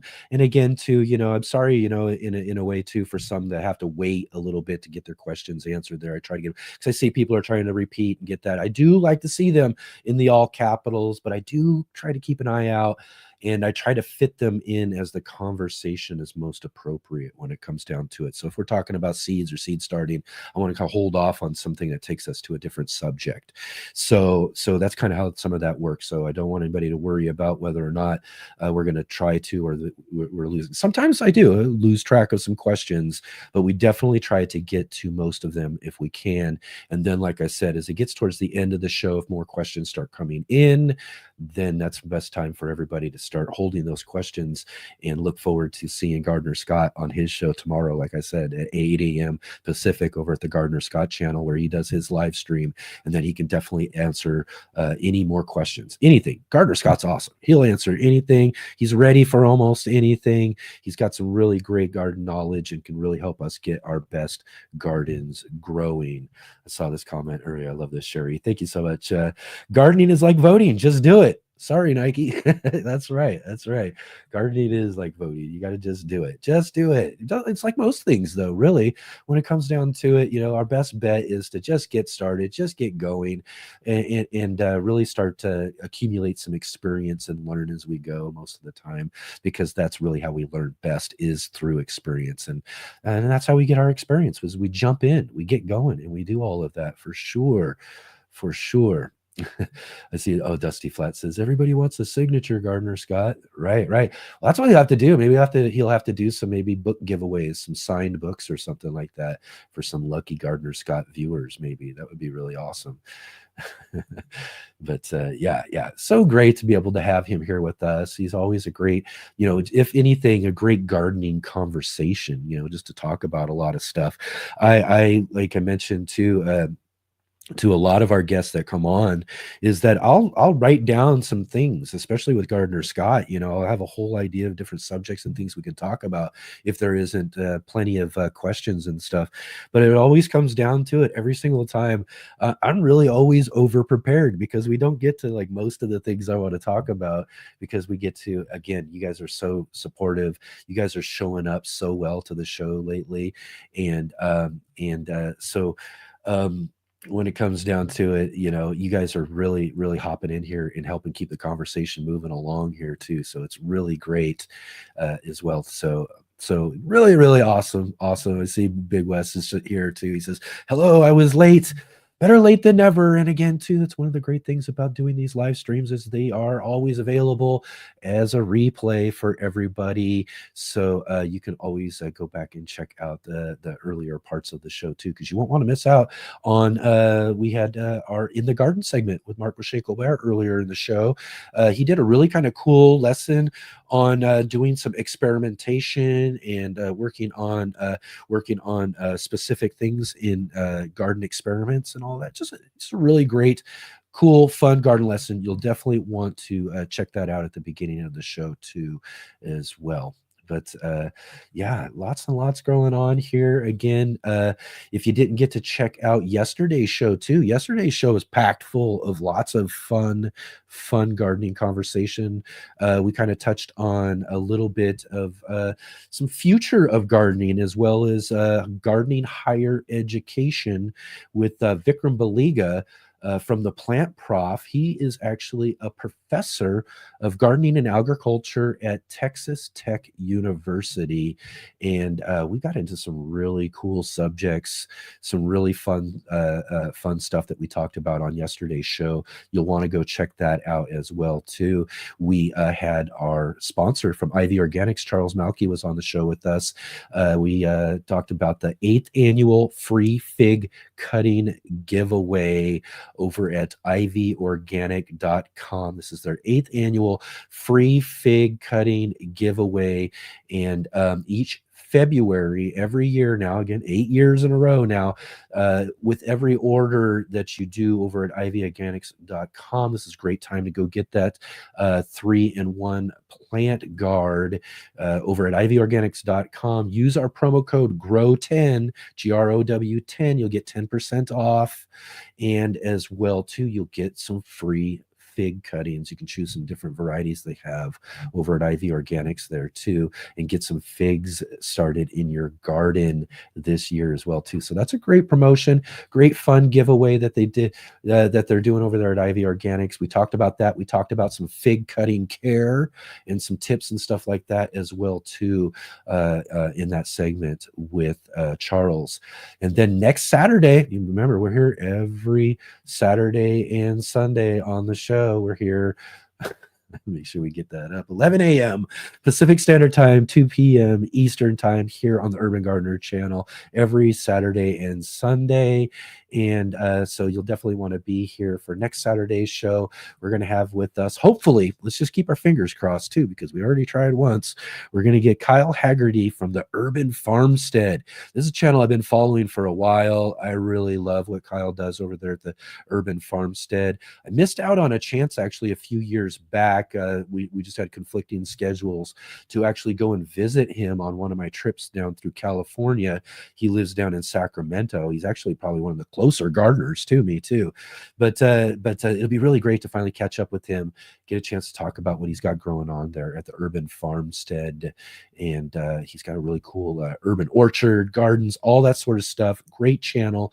So you'll definitely don't want to miss out on that conversation with Kyle Haggerty next Saturday on the show. And as well, too, like I said, we're here both Saturday and Sunday, like today, the Sunday edition. Next Sunday is the third Sunday of the month, and that means it's our monthly gardening book club. And this month we are talking about the book What We Sow with Jennifer Jewell.